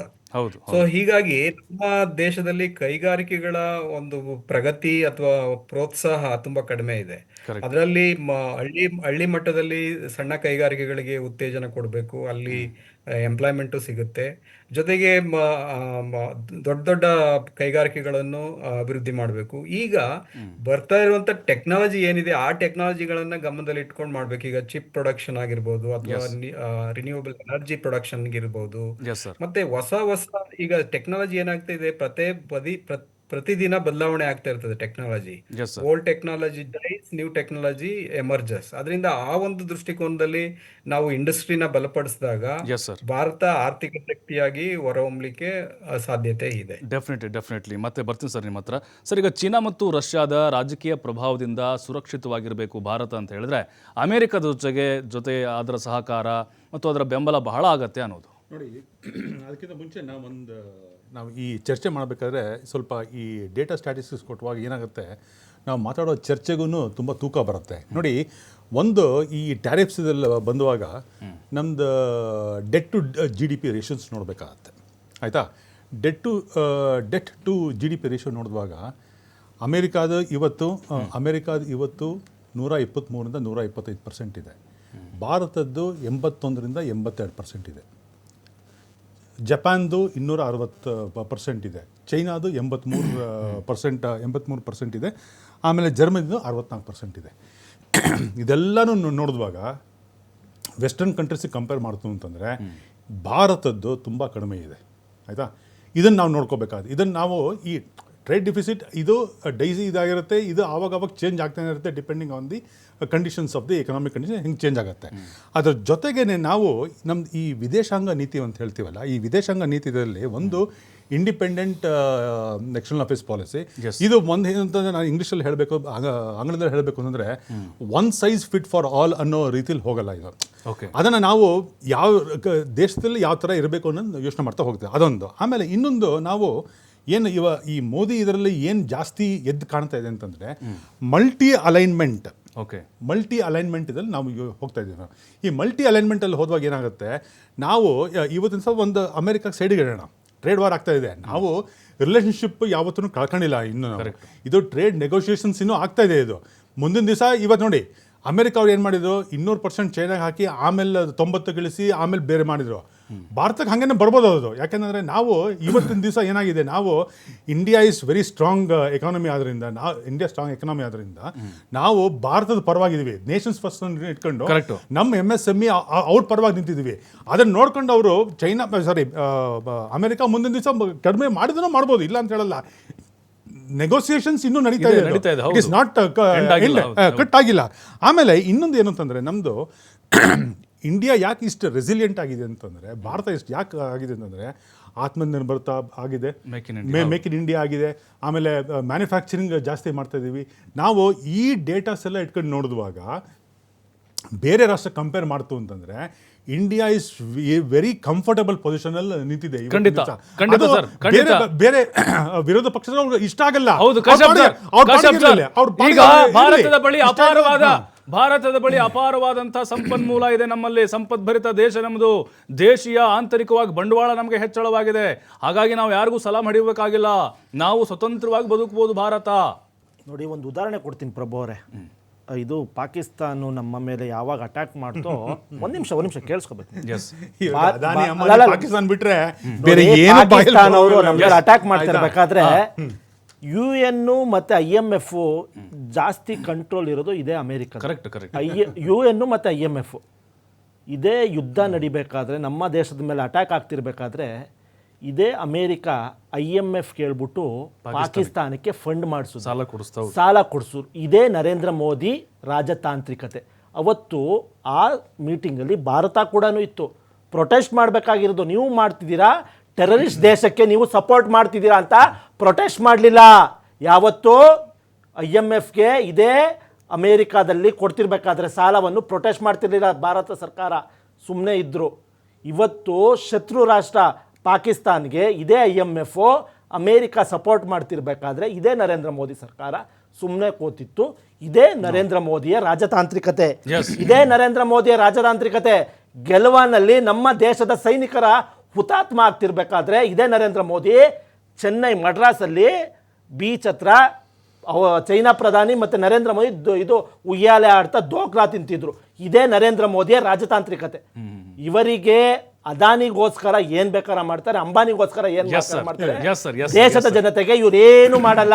Yes. ಅದೇ ಇವರ ರಾಜತಾಂತ್ರಿಕತೆ. ಅದಾನಿ ನೀವು ಉಳಿಸ್ಕೊಳ್ಳೋಕ್ಕೋಸ್ಕರ ಹೇಳ್ಬಿಡಿ. ಅದಾನಿ ಅಂಬಾನಿ ಹೇಳ್ಬಿಡಿ. ಪಾಕಿಸ್ತಾನ ಅಂತ ಹೇಳ್ಬಿಡಿ. ಅದಾನಿ ಅಲ್ಲಿಗೆ ಹೋಗೋದು ಉಳಿಸ್ಕೊಳ್ಳೋಕ್ಕೋಸ್ಕರ Okay, okay. ಮುಂದೆ ಮಂಡಿ ಊರುವ ಕೆಲಸವನ್ನು ನರೇಂದ್ರ ಮೋದಿ ಅವರು ಮಾಡ್ತಾ ಇದ್ದಾರೆ. Yes sir thank you Kashyap sir ಬಗ್ಗೆ ಥ್ಯಾಂಕ್ ಯು ವಿಜಯ್ ಸರ್ ನಿಮಗೂ ಕೂಡ ಥ್ಯಾಂಕ್ ಯು ಕೃಷ್ಣರಾಜ್ ಸರ್ ನಿಮಗೂ ಕೂಡ ಉತ್ತಮವಾದಂಥ ಮಾಹಿತಿಯನ್ನು ಕೊಟ್ಟಿದ್ದಕ್ಕೆ. ಎಸ್ ನಾವು ನೋಡ್ತಾ ಇದ್ವಲ್ವಾ ಈಗ ಅಮೇರಿಕಾದೊಂದಿಗಿನ ನಮ್ಮ ಬಾಂಧವ್ಯ ಈಗ ಸದ್ಯಕ್ಕೆ ಹೇಗಿದೆ, ಸಂಪೂರ್ಣವಾಗಿ ಹಳಸೋಗಿದೆಯಾ? ಖಂಡಿತವಾಗ್ಲೂ ಇಲ್ಲ. ಯಾಕಂದರೆ ಮಾತುಕತೆಗಳು ನಡೀತಾ ಇರುತ್ತೆ ಯಾವುದೋ ಒಂದು ದಾರಿಯ ಮೂಲಕ. ಆದರೆ ಅಮೇರಿಕವನ್ನು ಬಿಟ್ಟು ಭಾರತ ಸ್ವತಂತ್ರವಾಗಿ ಏಕಾಂಗಿಯಾಗಿ ಬದುಕಲಿಕ್ಕೆ ಸಾಧ್ಯನಾ ಅಂತ ಹೇಳಿದರೆ ಅದೂ ಕೂಡ ಸಾಧ್ಯ ಆಗುವುದಿಲ್ಲ ಅನ್ನುವಂಥ ವಿಶ್ಲೇಷಣೆಗಳು ಈಗ ಆರ್ಥಿಕ ತಜ್ಞರಿಂದ ಬರ್ತಾ ಇದ್ದಾವೆ. ಯಾಕಂದರೆ ಬಹುತೇಕ ದೇಶಗಳ ಮೇಲೆ ಅಮೇರಿಕ ಹಿಡಿತವನ್ನು ಹೊಂದಿದೆ, ಅದು ಕೂಡ ಬಹಳ ಬಲಿಷ್ಠವಾಗಿದೆ. ನಮಗೆ ಹೆಮ್ಮೆ ಇದೆ, Bharat make in India, Atmanirbhar ಇವೆಲ್ಲವೂ ಕೂಡ ಮಾಡಬೇಕು. ಯಾಕಂದರೆ ನಾವು ಎಷ್ಟು ಅಂತ ಬೇರೆಯವ್ರ ಮೇಲೆ ಡಿಪೆಂಡ್ ಆಗುತ್ತೆ. ಹಾಗಾಗಿನೇ ಭಾರತ ದಿಟ್ಟ ಉತ್ತರವನ್ನು ಕೊಡ್ತಾ ಇದೆ. ಆದರೆ ಮಾತುಕತೆ ಮೂಲಕ ಬಗೆಹರಿಸ್ಕೊಳ್ಬೇಕು, ಉತ್ತಮವಾದಂತಹ ಆ ಸಂಬಂಧಗಳು ಮುಂದುವರಿಬೇಕು. ಅಂತಾರಾಷ್ಟ್ರೀಯ ಮಟ್ಟದಲ್ಲೂ ಕೂಡ ನಾವು ಕೂಡ ನಂಬರ್ 1 ದೇಶ ಆಗಿ ಹೊರಹೊಮ್ಮಬೇಕು. ವಿಶ್ವದ ದೊಡ್ಡಣ ಅಂತೇಳಿ ಅಮೆರಿಕ ಕರೆಸ್ಕೊಂಡಿದೆ, ಅದಕ್ಕೂ ಕೂಡ ಸೆಡ್ ಹೊಡೆಯುವಂತಹ ಕಾಲ ಖಂಡಿತವಾಗಲೂ ಮುಂದಿನ ದಿನಗಳಲ್ಲಿ ಬಂದೇ ಬರುತ್ತೆ ಅನ್ನುವಂಥ ವಿಶ್ವಾಸ ಪ್ರತಿಯೊಬ್ಬ ಭಾರತೀಯರಲ್ಲಿದೆ ಅಂತ ಹೇಳ್ತಾ